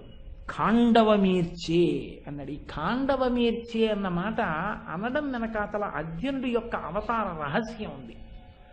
ఎందుకనో తెలుసా అండి, ఒకానొకప్పుడు ఖాండవవనం దగ్గరికి వెళ్ళి కృష్ణార్జునులు ఇద్దరు కూర్చున్నారు విహారం చేసి. కూర్చుంటే అగ్నిదేవుడు వచ్చాడు. వచ్చి నాకు ఈ ఖాండవవనాన్నంతటినీ దహించాలని ఉంది, అందులో ఔషధులు ఉన్నాయి, నేను ఎప్పుడెప్పుడు దీన్ని కాల్చి తినేద్దామని కాల్చడం అంటే అగ్నిహోత్రుడు తినడం, నేను ఎన్ని మార్లో దీన్ని తినదామని ప్రయత్నించాను. ఇప్పటికి 7 మార్లు ప్రయత్నించాను. 7 మార్లు నేను దీనిలోకి ప్రవేశించగానే ఇంద్రుడు వచ్చి, ఆయన వర్షములకు అధిపతి, మేఘములను తీసుకొచ్చి వర్షం కురిపిస్తాడు. నేను ఆ వనాన్ని దహించలేను, వెనక్కి వెళ్ళిపోతూ ఉంటాను. నాకు చాలా బాధగా ఉంది, ఈ వనాన్ని నేను తిని తీరాలి, కానీ తినలేకపోతున్నాను. మరి ఇంద్రుడు ఎందుకు కాపాడుతుంటాడు ఈ వనాన్ని అని మీకు అనుమానమేమో. ఈ వనాన్ని కాపాడడానికి కారణం ఏమిటంటే అందులో ఆయన స్నేహితుడు తక్షకుడు ఉన్నాడు. తక్షకుడు పరీక్షిత్తుకి తెరిచినవాడు. తక్షకుడు ఇంద్రుడికి స్నేహితుడు, అందుకేగా తక్షకుడు వెళ్ళి ఆ సర్పయాగం చేస్తుంటే ఇంద్రుడి యొక్క సింహాసనాన్ని చుట్టుకుంటే సహేంద్ర తక్షకాయ స్వాహ అన్నారు. కాబట్టి ఆ తక్షకుడు అందులో ఉన్నాడు కాబట్టి రక్షిస్తూ ఉంటాడు ఇంద్రుడు. నేను ఎప్పుడు తిందామని వెళ్ళినా పైనుంచి వర్షం కురిపిస్తాడు. 7 మార్లు ప్రయత్నించాను, తినలేకపోయాను. పోన్లే నువ్వు సర్వభక్షకుడివి, అందరూ బోల్డ్ పెడుతుంటారు, తింటుంటావుగా, ఆ ఖాండవనం ఒకటి తినకపోతే నీకు వచ్చిన నష్టమేమిటి అంటావేమో. నాకు ఒక పెద్ద ఇబ్బంది ఒకటి వచ్చింది. ఇది కూడా కృష్ణార్జునుడి దగ్గరికి వెళ్ళినప్పుడు బ్రాహ్మణ రూపంలో వెళ్ళి అడిగాడు. ఎక్కడ వచ్చిందో తెలుసా నాకు ఈ ఇబ్బంది అంతా? ఒకనొకప్పుడు శ్వేతుడు అనబడేటటువంటి ఒక రాజు ఒకడు ఉండేవాడు. ఆయన ఆ రాజు రాజర్షి. ఆ రాజర్షి అయినటువంటి శ్వేతకి 100 సంవత్సరములు జరిగేటటువంటి సత్రయాగం చెయ్యాలి అని సంకల్పం చేశాడు. అంతకు ముందే ఆయన ఎన్నో యజ్ఞయాగాలు చేశాడు. నీకు అదే పని, ఇంకా యజ్ఞయాగాలు చేస్తుంటావు, నీకు యాజకత్వం చేయలేము, ఇంకా ఇక్కడే మేము ఉండిపోవలసి వస్తోందని బ్రాహ్మణులందరూ వెళ్ళిపోయారు. ఆయనకి సత్రయాగం చేయాలని కోరిక కలిగింది. ఎలాగా? ఎవరు సత్రయాగం చేయించే వాళ్ళు దొరకట్లేదని పరమశివుణ్ణే యాజకత్వానికి తీసుకొద్దామని కైలాస పర్వతం మీద కూర్చుని తపస్సు చేశాడు. ఒక్కొక్కరికి ఒక్కొక్క సరదా, ఒక్కొక్కడు గవ్వలు సిద్ధం చేస్తాడు, ఆయనకి యజ్ఞాలు చేయడం సరదా. అలా తపస్సు చేస్తే పరమశివుడు ప్రత్యక్షమయ్యాడు. ఏం కావాలన్నాడు. నేను 100 ఏళ్ళు సత్రయాగం చేస్తాను, నువ్వు యాజకత్వం చెయ్యొచ్చు, కూర్చుని మంత్రాలు చెప్పన్నాడు. అంటే పరమశివుడు అన్నాడు, ఎవరు చేసే పని వాళ్ళు చెయ్యాలి, అది చేయడానికి బ్రాహ్మణులు ఉన్నారు, నేను వచ్చి యాజకత్వం చేయడం ఏమిటిరా? బ్రాహ్మణులు అందరూ నేను ఇంకా యాగాలు చేస్తుంటే అదే పనిగా ఈయన ఇంకా యాగాలు చేస్తూనే ఉంటాడండి బాబు, ఇక్కడ ఉండడం మాకు కుదరదు, మేము పెళ్ళం పిల్లలు ఉన్నారు వెళ్ళిపోవాలి కదా అని వెళ్ళిపోయారంటే ఎవరు లేరు, ఉండట్లేదు, అందుకని మిమ్మల్ని అడిగాను 100 ఏళ్ళు ఉండమంటే ఎవరు ఉండమంటున్నారు అన్నాడు. అయితే ఒక పని చేయి, నేను దుర్వాసో మహర్షిని పంపిస్తానని దుర్వాసో మహర్షిని పంపించారు పరమశివుడు. ఆయన వచ్చి 100 సంవత్సరముల సత్రయాగాన్ని చేస్తారు. కానీ దుర్వాసో మహర్షి వచ్చి సత్రయాగం చేయించాలి అంటే అగ్నిహోత్రుడు ప్రీతి చెందాలి. అగ్నిహోత్రుడు ప్రీతి చెంది దుర్వాసో మహర్షి వచ్చి యాజకత్వం చేసేటట్టుగా అనుగ్రహించాలి. ఆయన ప్రీతి చెంది దుర్వాసో మహర్షి వస్తే బాగుండని కోరుకుంటే దుర్వాసో మహర్షి వస్తారు. అలా జరగాలంటే 12 సంవత్సరముల పాటు ఎక్కడా మధ్యలో ఆగకుండా ఆజ్యధార పోయి అగ్నిహోత్రంలో, అంటే నీతి ధార 12 ఏళ్ళు పోయి. అలాగా అంటే ఈ శ్వేతకి 12 సంవత్సరముల పాటు ఆజ్యధార అగ్నిహోత్రంలో పోశాడు. 12 ఏళ్ళు తింది అగ్నిహోత్రం నేతిని. 12 ఏళ్ళు శ్వేతకి పోసేసినటువంటి నెయ్యంతా తినేయడం వల్ల నాకు పిచ్చిదాహం పట్టుకుంది. పిచ్చిదాహం, ఇన్ని నీళ్లు తాగినా నా దాహం తీరట్లేదు, దానికి తోడు కడుపు నొప్పి. నెయ్యి ఎక్కువ తినేశాను 12 ఏళ్ళు, పైగా 100 సంవత్సరముల సత్రయాగం చేశాడు. చేసినప్పుడు మళ్ళీ అగ్ని ఉండంలో నెయ్యి వేశాడు. ఇంత నెయ్యి తినేశానేమో, ఆ శ్వేతకి పోసిన నీతికి నాకు దాహం కడుపు నొప్పి పట్టుకున్నాయి. బ్రహ్మగారి దగ్గరికి వెళ్ళాను. ఎవరు చెప్తున్నారు ఈ మాటలు? అగ్నిహోత్రుడు.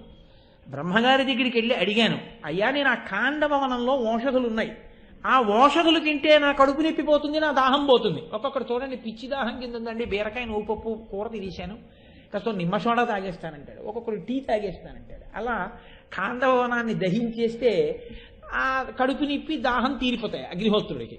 అందుకని దాన్ని దహిద్దామని 7 మార్లు వెళ్ళాను. కానీ ఇంద్రుడు వర్షం కురిపిస్తున్నాడు. కారణం ఏమిటంటే తక్షకుడు అందులో ఉన్నాడు. నేను ఆ వనాన్ని కాల్చేస్తే ఆ పాము కాలిపోతుంది. పాము కాలిపోతుంది కాబట్టి పామును రక్షించుకోవడానికి ఆ వనం కాలకుండా ఆయన నీళ్లు పోయిస్తున్నాడు, పైనుంచి వర్షం కురిపిస్తున్నాడు. కాబట్టి మీరేమైనా మాట సాయం చేసి కొంచెం ఆ తక్షకుడిని ఎక్కడికన్నా వెళ్ళిపోమ్మనండి, నేను ఆ వనం కాల్చేస్తానని అడిగాడు. అయితే బ్రహ్మగారు అన్నాడు, వదలడు అలా ఇంద్రుడు. అంటే పట్టుదలలు అనేటటువంటివి ఎంత గమ్మత్తుగా ఉంటాయంటే, మీరు కొంచెం అటు కూర్చుంటారేంటన్నారు అనుకో, నేను ఎందుకు కూర్చోవాలంటాడు. అది అలా ఎందుకు పట్టుదల అంటే దానికి ఏం అర్థం ఉండదు. అంటే అలాగ నేను కూర్చుంటే నా మర్యాద పోయింది అనుకుంటాడు. ఈ పెట్టిలో పట్ల పెట్టుకో అన్నారు అనుకోండి, మీరు ఎవరినన్నాను, నేను ఎందుకు పెట్టుకోవాలి అంటే మీరు వెంటనే నేను పెట్టేసుకుంటానడం మంచిది, లేకపోతే ఏమవుతుందంటే గొడవ వస్తుందన్నమాట. ఆయన దాన్ని ఏం చేస్తాడంటే తన వ్యక్తిత్వమునకు చిన్నతనంగా భావన చేస్తాడు. ఒక్కొక్కడు చూడండి, ఆయన కూర్చున్న కుర్చీ మీరు ఏదో గబుక్కుని ఇలా కుర్చీలాక్కుని కూర్చొని అనుకోండి, అలా ఇష్టం వచ్చినట్లు నా కుర్చీలో కూర్చోవడం ఏంటంటాడు. ఆ కుర్చీ ఏది అదే పెద్ద సింహాసనం ఏం కాదు, ఇచ్చే గౌరవం ఇస్తారు. ఇవాళ కాళ్ళు నెప్పెట్టి గమాలు గబుక్కుని కుర్చీలో కూర్చోడు, అంత మాత్రం చేత ఉపద్రవం ఏం వచ్చి లేదా కూర్చో, అదే సింహాసనం ఏం కాదు, దానికి ఏం పట్టాభిషేకం చేసింది కాదు అంటే ఈగో ప్రాబ్లమ్స్ అంటారు. అలా అక్కర్లేనటువంటివన్నీ చిలవల పొలవలు చేసేసుకుని చాలా దూరం వెళ్ళిపోతారు. అలా నా స్నేహితుడు తక్షకుడు ఎందుకు వెళ్ళాలి? ఆ వనంలో నాకు కడుపు నొప్పిగా ఉందా, అక్కడ వాషరులు ఉన్నాయి, ఇది కాకపోతే ఇంకోటి వెతుక్కోవాలి, ఎవరు తినమన్నాడు నిన్నంత నెయ్యి, నన్ను నేను ఎందుకు తిన్నానయ్యా, మరి 12 ఏళ్ళు ధారపోసాడంటే 12 ఏళ్ళు ధారపోస్తే నాకు కడుపు నొప్పి వస్తుందని ఆయన చెప్పలేకపోయావు, నా స్నేహితుడు వనం తినేస్తావా అని ఇంద్రుడు అంటాడు. నా కడుపు నొప్పి ఎలా తగ్గుతుంది, నా దాహం ఎలా తీరుతుంది? అందుకని బ్రహ్మగారిని పెద్ద మనిషి కాబట్టి మాట అడిగారయ్యా, మీరు వెళ్ళి చెప్పండి అని. అంటే ఆయన నేను చెప్తే వాడు ఏమి వినడం, అలా వినడు. ఎందుకంటే ఆయనకి ప్రాణ స్నేహితుడు తక్షకుడు అక్కడ ఉన్నాడు, ఆ తక్షకుడిని ఎక్కడికో వెళ్ళమని ఇంద్రుడు చెప్పడం. కాబట్టి ఓ పని చేయండి, నరనారాయణులు ఇరువురు కృష్ణార్జునులుగా భూమండలం మీద ఉన్నారు, నువ్వు అలా వేచి చూడు. ఎప్పుడో ఒకప్పుడు కృష్ణార్జునులు వచ్చి అక్కడ కూర్చుంటారు. కూర్చున్నప్పుడు బ్రాహ్మణ రూపంలో వెళ్ళి అడుగు. అగ్నిహోత్రుడు బ్రాహ్మణుడు, వెళ్ళి అడిగితే బ్రాహ్మణుల అభ్యర్థన కాదనరు. అప్పుడు నువ్వు అడిగితే ఖాండవనాన్ని దహించడానికి ఇంద్రుడు అడ్డు రాకుండా కృష్ణార్జునులు చూస్తారు. అలాగే చేస్తానన్నాడు. ఆ రోజు అగ్నిహోత్రుడి అదృష్టం కొద్దీ కృష్ణార్జునులు ఇద్దరు వచ్చి ఖాండవనం దగ్గర కూర్చున్నారు. వెంటనే వెళ్ళి బ్రాహ్మణ వేషంలో వెళ్ళి వాళ్ళని, అయ్యా నా కోరిక తీర్చాలన్నది. ఏమిటన్నారు? నేను ఈ ఖాండవనం దహిస్తాను అగ్నిహోత్రుడు. ఎందుకు? ఈ కథ అంతా చెప్పాడు. అంటే వాళ్ళు అన్నారు, సరే మీకు మాట ఇచ్చాం కాబట్టి మేము రక్షిస్తాం, మీరు అగ్నిహోత్రం ఆ వనాన్ని తినేటప్పుడు ఇంద్రుడు వర్షం కురిపించకుండా మేము చూస్తాం, కానీ అన్ని వేళలా అస్తమానం అదే పనిగా అన్ని పట్టుకుని వెళ్ళిపోంగా. ఏదో ఆఫీస్కి వెళ్తున్నారు అనుకోండి, ఆఫీస్కి వెళ్తుంటే ఓ చిన్న క్యాలిక్యులేటర్, ఓ పెన్ను అవన్నీ జేబులో పెట్టుకుని వెళ్తారు. అంతేకాని పాల ప్యాకెట్ తెచ్చుకోవడానికి వెళ్ళేటప్పుడు అదేంటంటే ఉద్యోగం చేస్తున్నారు, పెన్ను లేదా మీ జేబులో అంటే అదేంటి అలా ఎందుకు పెట్టుకుని వెళ్తారు? ఇప్పుడో వచ్చే నెలలో తిరుపతి వెళ్దామని టికెట్లు పెట్టుకున్నారు, ఇవాళ ఏదో అలా వెళుతూ గౌకులు స్టేషన్లోకి వెళ్ళారు, ఎలాగో రిజర్వేషన్ టికెట్లు ఉన్నాయి కదా జేబులో పెట్టుకు రావద్దా అంటే అలా ఎందుకు పెట్టుకుంటావు? అస్తమానం పెట్టుకో కదా, ఎప్పుడు కావలసిన ఉపకరణాలు అప్పుడు పట్టుకుంటారు. ఏదో వ్యాహ్యాలికి వచ్చాం కానీ మా ధనస్సులు బాణాలు రథాలు ఇవి మేమేం తెచ్చుకోలేదు, ఏదో సరదాగా అలా కబుర్లు చెప్పుకుంటూ వచ్చాం, మీరు అడిగారు. మరి ఇప్పటికిప్పుడు తినేస్తానంటే ఇప్పటికిప్పుడు రక్షించడానికి మా దగ్గర ఏం లేవు, అవన్నీ మిమ్మల్ని రక్షించడానికి అన్నారు. అంటే ఆయన అన్నాడు, మీరు ఇంటికి వెళ్ళి తెచ్చుకోక్కర్లేదు, నేను మీకు కొత్త సెట్ ఇచ్చేస్తానన్నాడు. అది కూడా మామూలుది కాదు, అద్భుతమైనటువంటి ఆయుధాలు మీకు సమకూరుస్తాను అని ఆయన వెంటనే వరుణుణ్ణి ప్రార్థించాడు. వరుణుడు వచ్చాడు, వచ్చి గాంధీవాన్ని అర్జునుడికి ఇమ్మన్నాడు. ఆ గాంధీవం మీరు విందురు కానీ ఎదర విరాట పర్వంలో వస్తుంది. ఆ గాంధీవం యొక్క వింటినారిని టంకారం చేస్తే కొన్ని వేల మంది నిద్రకక్కుకు పడిపోతారు, అంత శక్తివంతం ఆ గాంధీవం. అర్జునుడికి ప్రాణం గాంధీవం అంటే, అందుకే ఆఖరికి స్వర్గారోహణ పర్వంలో స్వర్గానికి వెళ్ళిపోతూ కూడా గాంధీవం పట్టుకుని వెళ్ళాడు. ఆయన అన్నాడు, అది నా శరీరంలో అంతర్భాగం అన్నాడు, అంత ఇష్టం ఆ గాంధీవం అంటే. ఈ గాంధీవం నీకు ఇస్తాను, దీనితో పాటు అక్షయ బాణ తూణీరములు, దానితో పాటు ఒక స్వర్ణ రథం, దానితో పాటు గాంధర్వ అశ్వములు పూంచినటువంటి రథాన్ని ఇస్తాను. ఈ రథం ఎక్కి గాంధీవం పట్టుకుని ఆ బాణతూణీరములతో నీవు నన్ను రక్షించు, నేను ఖాండవనాన్ని దహించేటప్పుడు. కృష్ణుడికి సుదర్శన చక్రం కౌమోదకి ఇస్తాను అని చక్రాన్ని కౌమోదికిని అగ్నిహోత్రుడు ఇచ్చాడు ఖాండవన దహన సమయంలో. ఇప్పుడు సరే మేము నిన్ను కాపాడతాము, నువ్వు తినే అన్నాడు. అటువైపు కృష్ణుడు నించున్నాడు, ఇటువైపు అర్జునుడు నించున్నాడు. మధ్యలో పెద్ద పెద్ద నాలుకలు చాపి అగ్నిహోత్రుడు ఆ ఖాండవనాన్ని దహించేస్తున్నాడు. జంతువులు ఎక్కడివక్కడ కాలిపోతున్నాయి. గంగావతరణం ఎలా ఉంటుందో ఖాండవన దహనం అలా ఉంటుంది, రెండూ పరస్పర విరుద్ధం. అది నీళ్లు రావడం, ఇది కాలిపోవడం. ఇంత పెద్ద మంటలు రేగిపోతున్నాయి. ఆ లోపల ఉన్న సరోవరాల్లో ఉన్న నీళ్లన్నీ ఉడికిపోయి లోపల ఉన్న తాబేళ్లు, ఎండ్రకాయలు, చేపలు మరణించి వాటి శరీరాలు పైకి తేలిపోతున్నాయి. పక్షుల గోళ్లల్లో ఉన్న గూళ్లు తగలబడిపోయాయి, వేడిగాలికి పక్షులన్నీ కాలిపోయాయి. లోపల ఉన్నటువంటి కర్పూర చెట్లు, గంధపు చెట్లు, తక్కువల వృక్షాలు కాలిపోయి పొగలు పైకెడుతుంటే అబ్బా ఏమి సువాసనల్ని దేవతలందరూ నిలబడి ఆ సువాసనలు ఆఘ్రాణించారు. అంత గొప్ప ఖాండవన దహనం. అగ్నిహోత్రుడు వాయువు యొక్క సహాయంతో ఆ వనాన్నంతటినీ తినేస్తున్నాడు. పారిపోతున్నటువంటి క్రూర మృగాలు, కలుగులలో ఉన్న పావులతో సహా తగలబడిపోతున్నాయి. ఇంత కాలిపోతున్నటువంటి సమయంలో అక్కడ ఉన్నటువంటి రక్షక భటులు అర్జునుడి మీదకి వెడితే అర్జునుడు బాణప్రయోగం చేసి వాళ్ళని నిగ్రహించాడు. వాళ్ళు పరిగెత్తుకెళ్ళి ఇంద్రుడికి చెప్పారు, ఖాండవనాన్ని అగ్నిహోత్రుడు దహించేస్తున్నాడని. ఇంద్రుడు గబగబా తన వెనక కారుమేఘాలని పట్టుకుని వచ్చాడు, వర్షం కురవండి అన్నాడు. గొప్ప వర్షాన్ని కురిపిస్తున్నాయి ఆ మేఘాలు. కానీ ఒక నీటి చినుకు కూడా అగ్నిహోత్రం మీద పడకుండా ఆగ్నేయాస్త్ర ప్రయోగం చేసి నీటిని ఆకాశంలోనే తాగేటట్టు చేసేశాడు అర్జునుడు. ఆశ్చర్యపోయి ఇంద్రుడు ఇలా కాదని పెద్ద పెద్ద పిడుగులతో కూడినటువంటి పెద్ద పెద్ద ఆ వడగళ్ళు కురిసేటట్టుగా చేశాడు. నారాచబాణ ప్రయోగం చేసి ఇంటి మీద కప్పెలా కడతారో అలా వనమంతటికి కనుమూసి కను తెరిచే లోపల ఒక పెద్ద బాణ కప్పు ఒక దాన్ని నిర్మాణం చేసి నీటి చుక్క కింద పడకుండా ఇలా నీళ్లన్నీ కారిపోయి ఖాండవనం అవతలకి పడిపోయేటట్టు అగ్నిహోత్రుడు చక్కగా తినేసేటట్టు ఏర్పాటు చేశాడు. ఇప్పుడు దానివల్ల ఏమైంది, పైకి గిరిపారిపోతున్న ప్రాణులు కూడా ఎగరకుండా అగ్నిహోత్రుల మీద పడిపోయి చచ్చిపోయాయి. జిరిత వృత్తాంతం అని మీరు విని ఉంటారు, అది ఖాండవన దహనంలోది. ఇప్పుడు అప్రస్తుతం కాబట్టి నేను దాని జోలికి వెళ్ళను. కాబట్టి ఇన్ని ప్రాణులు మరణిస్తుంటే అశ్వసేనుడు అని ఒక పాము, ఆ పాము తక్షకుని యొక్క దేహ సంబంధం ఉన్న పాము, అది తోకని తన తల్లిని కరవమని తల్లి దాని తోకని కరిచి ఉండగా ఊర్ధ్వలోకానికి ఎగిరిపోతోంది. అర్జునుడు చూసి ఆ తల్లి కింద పడిపోయేటట్టుగా బాణప్రయోగం చేశాడు. ఆ తల్లి మంటల్లో పడి కాలిపోయింది. కొడుకు పైకి లేచి వచ్చి అర్జునుడిని స్తోత్రం చేసి శరణాగతి చేశాడు, విడిచిపెట్టాడు. నలుగురే బతికారు ఖాండవన దహనంలో. అది తర్వాత చెప్తాను, ఇప్పుడు అది అప్రస్తుతం. కానీ నేను ఎందుకు చెప్పవలసి వచ్చింది అన్నదానికి చెప్తున్నాను అంతే. ఖాండవమీర్చే అన్నాడు, అందుకే ధర్మరాజు గారు ఉత్తినే లేదా మాట. ఇప్పుడు ఇంత ఖాండవన దహనం జరిగిపోతోంది, ఇంద్రుడు ఆపలేకపోతున్నాడు.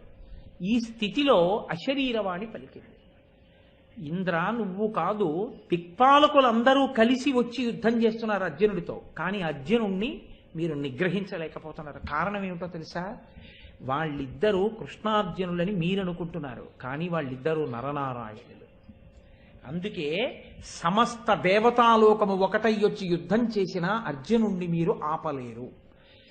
నీవు ఏ తక్షకుణ్ణి రక్షిద్దామని తాపత్రయపడుతున్నావో ఆ తక్షకుడు నిన్నటి రోజునే ఈ వనం నుంచి కురుక్షేత్రానికి వెళ్ళాడు. ఆయన లేడిప్పుడు ఈ వనంలో. కాబట్టి అగ్నిహోత్రుడు ఈ వనాన్ని తినేసినా నీకు వచ్చిన బాధ లేదు, నీ స్నేహితుడు సురక్షితంగా ఉన్నాడన్నారు. అప్పుడు ఇంద్రుడు సంతోషించి వచ్చి కొన్ని అస్త్రాల్ని ఇద్దరికీ బహుమానంగా ఇచ్చాడు. ఆ ఖాండవమీర్చే అన్న దగ్గర ఖాండవన దహనంలో సమస్త దేవలోకము అర్జునుడి ముందు ఓడిపోయింది. ఆయన నరనారాయణులలో నరుడి అంశలో ఉన్నవాడు అని అశరీరవాణి చేత నిర్ధారింపబడింది. అంతటి మహాపురుషుడు అర్జునుడు అని చెప్తున్నాడు ఇవాళ ధర్మరాజు గారు. అటువంటి వాడివి అంటే నువ్వెవరు అన్నప్పుడు ఏది పతాక సన్నివేశమో అది గుర్తొచ్చింది. అటువంటి వాడివి వేరొకరికి ఊడిగం చేయడమా, ఇది ఆయన బాధ. కాబట్టి ఖాండవమేర్చి దేవతలుగానని ఈశ్వరుగాంచి ఏం మాటలు వేసేసాడండి మహానుభావుడు ధర్మరాజు గారు. దేవతలుగానని ఈశ్వరుగాంచి, దేవతలు చూడలేని ఈశ్వరుణ్ణి చూశావు. ఇదో చాలా గొప్ప విషయం. ఎందుచేత అంటే ఇది కేవలం కిరాతార్జునీయం అని మీరు అనుకోకండి. ఇందులో ఒక పెద్ద రహస్యాన్ని దాస్తున్నాడు ధర్మరాజు గారు. అరణ్యవాసంలో ఉండగా వ్యాసుడు వచ్చాడు ఒకప్పుడు. వచ్చి ధర్మరాజు గారితో అన్నాడు, నీకు నేను ఒక విద్య ఉపదేశం చేస్తాను, దాని పేరు ప్రతిస్మృతి. నేను ఈ విద్యని ఉపదేశం చేసినప్పుడు నువ్వు దాన్ని అర్జునుడికి ఉపదేశం చెయ్యి. ఆ ఉపదేశం వల్ల అర్జునుడు తపస్సు చేసి దిక్పాలురి అందరి యొక్క పరమశివుని యొక్క అనుగ్రహాన్ని పొందుతాడు. ప్రపంచంలో ఎవరి దగ్గర లేనటువంటి అస్త్ర శస్త్రములన్నీ అర్జునుడికి వశమవుతాయి. అవి వశం కాకపోతే మిగిలిన వాళ్ల మాట ఎలా ఉన్నా భీష్మ ద్రోణుల్ని కురుక్షేత్రంలో మీరు నిలువరించలేరు. భీష్ముణ్ణి తట్టుకోవాలంటే అర్జునుడికి దివ్యాస్త్ర సంపత్తి ఉండాలి. మీరు అరణ్యవాసం పూర్తి చేసి బయటికి వెళ్ళిపోతే ఇహ యుద్ధం వచ్చేస్తుంది. మీరిప్పుడు ఉత్తినే కూర్చోవడం కాదు, ఇప్పుడు తపస్సు చేయాలి. తపస్సు చేసి దివ్యాస్త్రాల్ని సంపాదించేయండి, సంపాదించి బయటికి వెళ్ళండి. ధర్మాన్ని పట్టుకున్న వాడికి కాలం ఎలా ఉపయోగపడేటట్టు ఈశ్వరుడు చూస్తాడో చూడండి. ఆయనకి ఏది వృథా పోదు, అన్నీ వరాలైపోతాయి. భగవంతుడి అనుగ్రహానికి హేతువు ధర్మం. ధర్మం పట్టుకుంటే అన్నీ కలిసి వస్తాయి. ఆ ధర్మం ఒకటి వదిలేస్తే అన్ని అనర్థాలు అయిపోతుంటాయి. కాబట్టి చూడండి, ఇప్పుడు ఈ ప్రతిస్మృతి విద్యని ధర్మరాజు అర్జునుడికి ఉపదేశం చేశాడు. అర్జునుడు గాంధీవం పట్టుకునే వెళ్ళాడు తపస్సు చేయడానికి. అది విచిత్రం. నేను మీతో ఇందాకనే చెప్పా, అర్జునుడు ఏదైనా వదిలిపెడతాడు కానీ గాంధీవం విడిచిపెట్టాడు. ఆయన గాంధీవం విడిచిపెట్టేసింది ఒక్కసారి. విరాట పర్వంలో అజ్ఞాతవాసానికి వెళ్ళిపోయే ముందే ఆ గాంధీవాన్ని విడిచిపెట్టాడు. ఎంత బాధపడ్డాడో ఆ గాంధీవం వదిలిపెట్టడానికి. కాబట్టి ఇప్పుడు ఆయన గాంధీవం పట్టుకుని తపస్సు చేయడానికి వెడితే అక్కడ ఉన్న ఋషులు అన్నారు, తపస్సు చేయడానికి వచ్చిన వాడివి నిశ్చలంగా కూర్చోవాలి కానీ గాంధీవం పట్టుకుని ఎందుకు వచ్చావా? ఇక్కడ బ్రాహ్మణులు కూర్చుని తపస్సు చేస్తారు, నువ్వు ఈ గాంధీవం పట్టుకొచ్చావు ఏంటన్నారు. అయినా అర్జునుడు మారు మాట్లాడకుండా గాంధీవం పట్టుకుని కూర్చుని ధ్యానం చేస్తుంటే నిజ రూపంతో దర్శనమిచ్చాడు ఇంద్రుడు. నీ యొక్క శక్తిని చూద్దాం, పట్టుదల చూద్దామని అలా అడిగాను. నీకేం కావాలన్నాడు. పాశుపతాస్త్రం లాంటి అస్త్రాలు కావాలన్నాడు. పాశుపతాస్త్రం అంటే ఏకకాలమునందు కొన్ని లక్షల గుదియలను, శూలములను, బాణములను విడిచిపెడుతుంది. అది ప్రళయకాలమునందు పరమశివుడు ప్రయోగం చేస్తే లోకాలన్నీ లయమైపోతాయి. ఇక దాన్ని మించిన అస్త్రం ఒకటి ఉంది అని చెప్పడం కష్టం. అటువంటి పాశుపతాస్త్రాన్ని కావాలి అంటే ఒక్క పరమశివుడే అనుగ్రహించాలి. అది నీకు కావాలి అంటే నువ్వు ఘోరాతి ఘోరమైన తపస్సు చెయ్యాలి. శివానుగ్రహం నీకు అరణ్యవాసం పూర్తయిపోయే లోపల వచ్చేయాలంటే. కాబట్టి నువ్వు శివుడి గురించి తపస్సు చేయాలి. ఇప్పుడు ఆయన వెళ్ళి కూర్చుని శివుడి గురించి తపస్సు మొదలెట్టాడు. అదే మన ఇంద్రకీలాద్రి అని చెప్తూ ఉంటారు. అక్కడ ఆయన చేసిన తపస్సుకి ఏమైందో తెలుసా అండి? శివుడు ప్రత్యక్షమైపోయాడని చెప్తారు. అలా లేదు భారతంలో. నన్నయ్య గారు రచన చేసినటువంటి, నన్నయ్య గారు ఆంధ్రీకరించినటువంటిది, వ్యాసుడు చెప్పినది. ఆయన తపస్సు వలన అర్జునుడి శిరస్సులోంచి ధూమం బయలుదేరింది. ఆ పొగ కమ్మేసింది. సరే, దాని ధాటికి తట్టుకోలేక ఋషులందరూ శివుణ్ణి స్తోత్రం చేశారు. ఈయనకి కనపడు అని. శివుడు సర్వేంగితజ్ఞుడు, ఆయనకు అన్నీ తెలుసు. కనపడ్డాడు అనుకోండి, ఏమడుగుతాడు? పాశుపతాస్త్రం అడుగుతాడు. పాశుపతాస్త్రం ఇచ్చాడు అనుకోండి, అయోగ్యుడికి ఇవ్వడానికి వీల్లేదుగా. అంత శక్తి ఉన్నవాడైనా పాశుపతాస్త్రం పట్టుకోవడానికి ఎవరి మీద పడితే వాళ్ళ మీద ప్రయోగించకుండా నిగ్రహం ఉన్నవాడైనా. ఇప్పుడు తను పరిశీలనం చెయ్యాలి. ఇప్పుడు తనే పరీక్ష పెట్టాలనుకున్నాడు. ఎందుకంటే శివస్వరూపాన్ని, శివుని యొక్క దేహాన్ని చూడడం అనేటటువంటిది సాధ్యమూ కాదు. రెండు, ఎవరైనా ఒకవేళ సాకార దర్శనం అలా చేసే ప్రయత్నం చేసినా ఆయన యొక్క ఆ వపు అంటే ఆ శరీరం వంక ఇలా చూసేటప్పటికీ ఆనందమగ్నుడైపోయి అలా ఉండిపోతాడంతే. ఎందుకంటే ఘృతరీతి ఘనీభూతం సచ్చిదానంద విగ్రహం అంటుంది లింగపురాణం. తెల్లటి నీతి ముద్ద ఎలా ఉంటుందో అంతటి అందగాడు. శివుణ్ణి మించిన అందగాడు ఇంకా లోకంలో లేడు. అంతటి అందగాడు ఆయన. కాబట్టి ఋషిపత్నులంతటి వాళ్ళు మోహించారు ఆయన్ని చూస్తే. అంతటి అందగాడైనటువంటి శివుడు అందగాడిగా వస్తే యుద్ధం చేసే అవకాశం ఉండదు. కాబట్టి కిరాతుడి వేషంలో వచ్చాడు. భార్య పార్వతీదేవి ఆయన మనసావిడికి తెలియదు కాబట్టి కిరాత వనిత అయింది. ప్రమథగణాలు అనుసరించేటటువంటి కిరాతులయ్యారు. మూకుడనేటటువంటి పక్కన ఉన్నటువంటి ఒక రాక్షసుణ్ణి అడవి పందిగా మార్చాడు. అడవి పంది ముందు వెడుతోంది, అర్జునుడు చూశాడు. శివుడు అర్జునుడు చూడాలనే చూస్తున్నాడు. అర్జునుడు బాణం ఎక్కువ పెట్టాడు, శివుడు బాణం ఎక్కువ పెట్టాడు. ఇద్దరి బాణాలు అటు ఇటు తగిలి ఆ పంది చచ్చిపోయింది. ఇప్పుడు ముందు శివుడు అన్నాడు, ఒకడు కొడుతున్నటువంటి పందిని వేరొకడు కూడా కొట్టడం వేట మర్యాదకు విరుద్ధం. ఇది మనుషులు తిరిగే ప్రదేశం కాదు, మేమే తిరుగుతాం కిరాతలం. కాబట్టి నేను బాణం వేశాను, నువ్వెందుకు వేసావని. ఆయన అన్నాడు, అది వీరోచిత లక్షణం, నేను సుక్షత్రియుణ్ణి కాబట్టి అడవి పంది పరిగెత్తుకొస్తోంది కాబట్టి బాణం వేశాను. దానికి బాణం ఎందుకు వేసామంటామేంటి? ఇద్దరి మధ్య మాటా పెరిగింది. మాటా పెరగడం ఎంతసేపు అండి? నీకు పౌరుషం తక్కువ అంటే నీకు పౌరుషం తక్కువ అన్నారు అంతే. ఇప్పుడైనా గాంధీవంలోంచి అర్జునుడు బాణప్రయోగం చెయ్యడము అనేటటువంటి విషయం ఉత్తరుడు చూస్తే ఆయనకి నాలుక పిడత కట్టింది. అలా ఉంటుంది అర్జునుడు. మీరు చూద్దరు కానీ విరాట పర్వంలోనే వస్తుంది ఒక చోట. అలా ఇలా ఉన్నది. ఏకకాలమునందు కొన్ని వేల బాణములు ప్రయోగం చేస్తాడు ఆయన. అన్ని వేల బాణాలు గుప్పించేశాడు ఆ కిరాతుడి మీదకి. చిత్రం ఏమిటంటే ఆయన శరీరం తాగేసింది ఆ బాణాలని. అర్జునుడు తెల్లబోయాడు. ఇదేమిటి, బాణాలని శరీరం తాగడం ఏమిటి? పుచ్చేసుకుంటోంది ఎన్ని వేసిన. అస్త్రాలు ప్రయోగించాడు, వాయవ్యాస్త్రం, అస్త్రములను తినేసింది. శరీరం తినేయడం ఏమిటి? ఆయనకి ఇంకా ఒళ్ళు మండిపోయి గాంధీవమే పైకెత్తి కొట్టబోయాడు. అదృశ్యమైతే ఇప్పుడు ఇంకెంత కోపం వచ్చిందంటే ఓ కత్తి తీసుకు మీద పడ్డాడు. కత్తి అదృశ్యం అయిపోయింది. గట్టిగా బిగించి మల్ల యుద్ధానికి మీద పడ్డాడు. ఇంకేం లేవుగా, చేతులు కాళ్ళే మిగిలాయి. ఇప్పుడు ఆయన ఏం చేయాలి? ఆయన అందుకే ఎదురు చూస్తున్నాడు. ఎందుకు అదృశ్యం అయ్యేట్టు చేశాడో తెలుసా అండి? తన దివ్య శరీరాన్ని అర్జున శరీరానికి తగిలించాడు. ఇది అపురూపం. పరమశివుడు యొక్క శరీర స్పర్శని పొంది శివుడని తెలిస్తే అలా ముట్టుకోలేడు.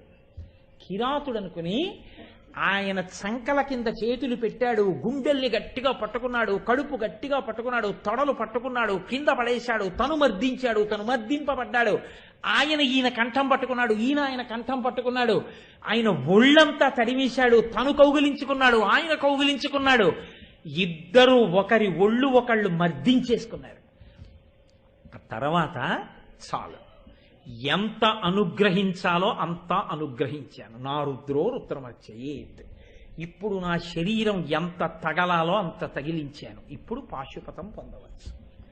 ఇప్పుడు శివుడు శివుడై కళ్ళ ఎదుట ఒక్కసారి సాక్షాత్కరించాడు, పార్వతీ సహితుడై. అప్పటి వరకు యుద్ధం చేస్తున్నవాడు దేవతలు చూడని అన్నాడంతే. దేవతలుగానని ఈశ్వరుగాంచే అన్నాడు. దేవతలు చూడలేని పరమశివ స్వరూపాన్ని కళ్ళెదుట చూశాడు. పొంగిపోయారు శంకరాచార్యులు వారు. చంద్రోద్భాసిత శేఖరే స్మరహరే గంగాధరే శంకరే సర్పైర్భూషిత కంఠ కర్ణ వివరే నేత్రోద్ధ వైశ్వానరే దంతిత్వకృత సుందరాంబరధరే త్రైలోక్య సారే హరే మోక్షార్థం కురుచిత్త వృత్తి మమలాం అంతైస్తు కింకర్మభిహి అన్నారు. అటువంటి శివస్వరూపం కళ్ళెదురుగుండా కనపడితే ఇంత యుద్ధం చేస్తున్నవాడు ఆగి ఇలా పైకి చూశాడంతే.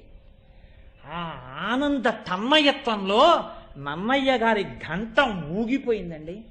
అంతే మోకాళ్ళ మీద కూర్చుని ఆ పరమశివుడి వంక చూసి, శ్రీకంఠలోకేశ లోకోద్భవస్థాన సంహారహారి మురారి ప్రియాచంద్రధారి మహేంద్రాది బృందారకానంద సందోహ సంధాయి పుణ్యస్వరూప విరూపాక్ష దక్షాధ్వరధ్వంసకాదేవ నీదైన తత్వంబు భావించి బుద్ధి ప్రధానంబు కర్మంబు విజ్ఞానం అధ్యాత్మ యోగంబు సర్వక్రియాకారణంబంచు నానా ప్రకారంబులన్ బుద్ధిమంతుల్ విచారించుతో నిన్ను భావింతు ఈశాన సర్వేశ్వర సర్వసర్వజ్ఞ సర్వాత్మక నిర్వికల్ప ప్రభావ భవానీపతి నీవు లోకత్రయీవర్తనంబుల్ మహావాయు ఖాతాగ్ని సోమార్కతోయంబులం చేసి సంసార చక్రిక్రియాయంత్ర బాహుండవై దేవాదిదేవ మునిస్తోత్ర పాత్ర దత్తావధాన లలాటేక్షణోగ్రగ్ని భస్మీకృతానంగ భస్మానులిప్తాంగ గంగాధర నీ ప్రసాదంబులన్ సర్వ నిర్వాణ గంధర్వులన్ సిద్ధ సాధ్యోరగేంద్ర మహేంద్రాదులన్ శాశ్వత ఐశ్వర్య సంప్రాప్తులైరీశ్వర విశ్వకర్త సురాభ్యర్థిత నాకు అభ్యర్థితంబుల్ ప్రసాదించు కారుణ్యమూర్తి త్రిలోకైకనాథ మహాదేవదేవ నమస్తే నమస్తే నమస్తే నమస్తే నమః అనే నన్నయ్య గారి ఆంధ్రీకృత దండకం వెళ్లి కాళ్ల మీద పడిపోయాడు. పడిపోతే పొంగిపోయాడు. పరమశివుడు రెండు భుజాలు పట్టి పైకెత్తాడు. పైకెత్తి, నాయనా నీకు పాశుపతాన్ని అనుగ్రహిస్తున్నాను. ఇప్పటి వరకు ఏ మనుష్యుడు పాశుపతాన్ని పట్టుకున్నవాడు లేడు. దానితో పాటు నీకు అనేకమైనటువంటి అస్త్రాల్ని కటాక్షిస్తున్నాను. ఇదిగో నీకు మంత్రాన్ని ఉపదేశం చేస్తున్నానని పాశుపత సహిత అనేకానేక అస్త్ర ప్రదానం చేశాడు. అంత శక్తివంతుడవై తిరిగొచ్చావు. దేవతలు చూడని పరమశివుణ్ణి చూశావు. ఆయన శరీరంతో శరీరం కలిపావు, మర్దించావు, మర్దింపబడ్డావు, పాశుపతం పొందావు. అటువంటి స్థితిని పొందినవాడవు. నీవు ఒకరి దగ్గర కొలువు చెయ్యడమా అర్జున? దోర్బలోద్దండ మహాసురవ్రతతి దర్పమడంచి ప్రియంబునర్చి ఆఖండలుడున్న గద్దియ సగంబున నుండి. ఎంత బాధపడ్డారండి ధర్మరాజు. నీవు ఇన్ని అస్త్రాలని ఇన్నిటిని పొందితే నీ తండ్రి దేవేంద్రుడు పరవశించిపోయాడు. నిన్ను ఇంద్రలోకానికి ఆహ్వానించాడు. నువ్వు ఇంద్రలోకానికి వెడితే రథం మించి దిగి లోపలికి వెడితే సింహాసనం మీద కూర్చున్న ఇంద్రుడు ఇంత గొప్పవాడు నా కొడుకని పరవశించి ఒళ్ళో కూర్చోబెట్టుకున్నాడు. పక్కకి జరిగి అర్ధసింహాసనం మీద కూర్చోబెట్టాడు. ఒక మనుష్యుడవై పుట్టి ఇంద్రలోకానికి సశరీరంగా వెళ్ళి ఇంద్రుడి ఒడిలో కూర్చొని ఇంద్ర సింహాసనం మీద అర్ధసింహాసనం మీద కూర్చున్న ఏకైక మనుష్యుడవు. అంతటి గౌరవాన్ని పొందావు. అటువంటి వాడివి ఆ రోజు రాత్రి నిన్ను హాయిగా విశ్రాంతి తీసుకోమని గొప్ప మందిరాన్ని ఇచ్చాడు తండ్రి ఇంద్రుడు. నువ్వు వెళ్ళి విశ్రాంతి తీసుకుంటున్నావు. తీసుకుంటున్నప్పుడు ఊర్వశి నిన్ను కామించింది. ఆ స్వరూపం అటువంటిది. అర్జునుడి యొక్క అందం, ఆయన యొక్క ఠీవి, ఆయన యొక్క మూర్తి అలా ఉంటుంది. అంత పొడగరి. ఆ అర్జునుడిని చూసి మోహించి తెల్లటి వలువ కట్టుకుని ఆవిడ రాత్రి వేళ అర్జునుడి పొందు కొరకు వచ్చింది. వచ్చి ఆమె చెప్పింది, నేను నీ పొందు కొరకు వచ్చానని. ఆయన అన్నాడు, తల్లి పుత్రుణ్ణి చూడ్డానికి ఇంత రాత్రివేళ వచ్చావా అమ్మా? ఉచితమైన ఆసనం మీద కూర్చో అన్నాడు. ఈ వావి వరసలు ఏమిటో, ఈ దేవలోకంలో ఉండేటటువంటి వేశ్యలకి వావివరసలు ఉండవు. నువ్వు అటువంటి ప్రస్తావన తేకు, నేను నీతో రమించడానికి వచ్చాను. ఆయన అన్నాడు, అమ్మాది మీకు చెల్లుతుందేమో దేవలోక వేశ్యలు కనుక, కానీ మేము భూలోకంలో ఉన్నవాళ్ళం, మాకు ధర్మం ప్రధానమమ్మా, ధర్మం ఆచరణ చేత చెందేది. తల్లి, నీవు మా వంశకర్త అయిన పురూరవుని యొక్క భార్యవి. అసలు త్రేతాగ్నులు ఎలా వచ్చాయో తెలుసా అండి? పురూరవుడు ఊర్వశి గురించి వెంపర్లాడ్డంలోనే త్రేతాగ్నులు వచ్చాయి. ఇప్పుడు నేను మళ్ళీ ఆ ఊర్వశి, త్రేతాగ్నులు, పురూరవుడు ఇవన్నీ చెప్తూ కూర్చుంటే ఎప్పటికవును. ఇప్పుడు నేను ఆ పురూరవ చరిత్ర అంతా ఎక్కడ చెప్పను.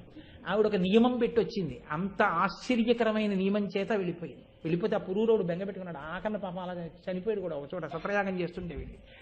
సరే, అందుకని మా వంశకర్త అయిన పురూరవుడి భార్యవి కనుక నువ్వు మాకు తల్లివి. తల్లితో కొడుకు మాట కూడా పూర్తి చేయడం తప్పు కదమ్మా. కాబట్టి తల్లి, నీవు ఆ మాట అనరాదు, నేను ఈ మాట వినరాదు, కాబట్టి ఆ మాట అడగద్దమ్మా అన్న. ఆవిడంది, లేనిపోని వరసలు తెచ్చి నా కోరిక తీర్చలేదు కాబట్టి నీవు నపుంసకుడవై ఆడవాళ్ల మధ్య తిరుగుదువుగాక. చాలా బాధపడి అర్జునుడు ఇంత పెద్ద శాపం ఇచ్చిన ధర్మం తప్పడానికి మాత్రం అంగీకరించలేదు. ఇది పాండవుల యొక్క ధర్మం అంటే. మరునాడు తెల్లవారుజామున ఇంద్రుడు వచ్చి అన్నాడు, నేనన్నీ గమనించాను. ఊర్వశి అంతటిది, ఊర్వశి అందం వేరు. మీరు ఇప్పుడు దాని గురించి ప్రస్తావన చేయవలసిన అవసరం లేదనుకోండి, ఎందుకంటే ఆయన నారాయణుని యొక్క ఊర్వులలోంచి వచ్చింది. అందరి యొక్క సౌందర్య భంగం చేయడానికి వచ్చింది ఆవిడ. ఆ అతిశయాన్ని పోగొట్టడానికి వచ్చింది. అంతటి అందగత్తె. అందరూ మేము ఇంత అందగత్తెలం అనుకుంటే నారాయణుడు ఒక్కసారి తన తొడలలోంచి సృష్టించేటప్పటికి తపస్సు చేసుకుంటుంది.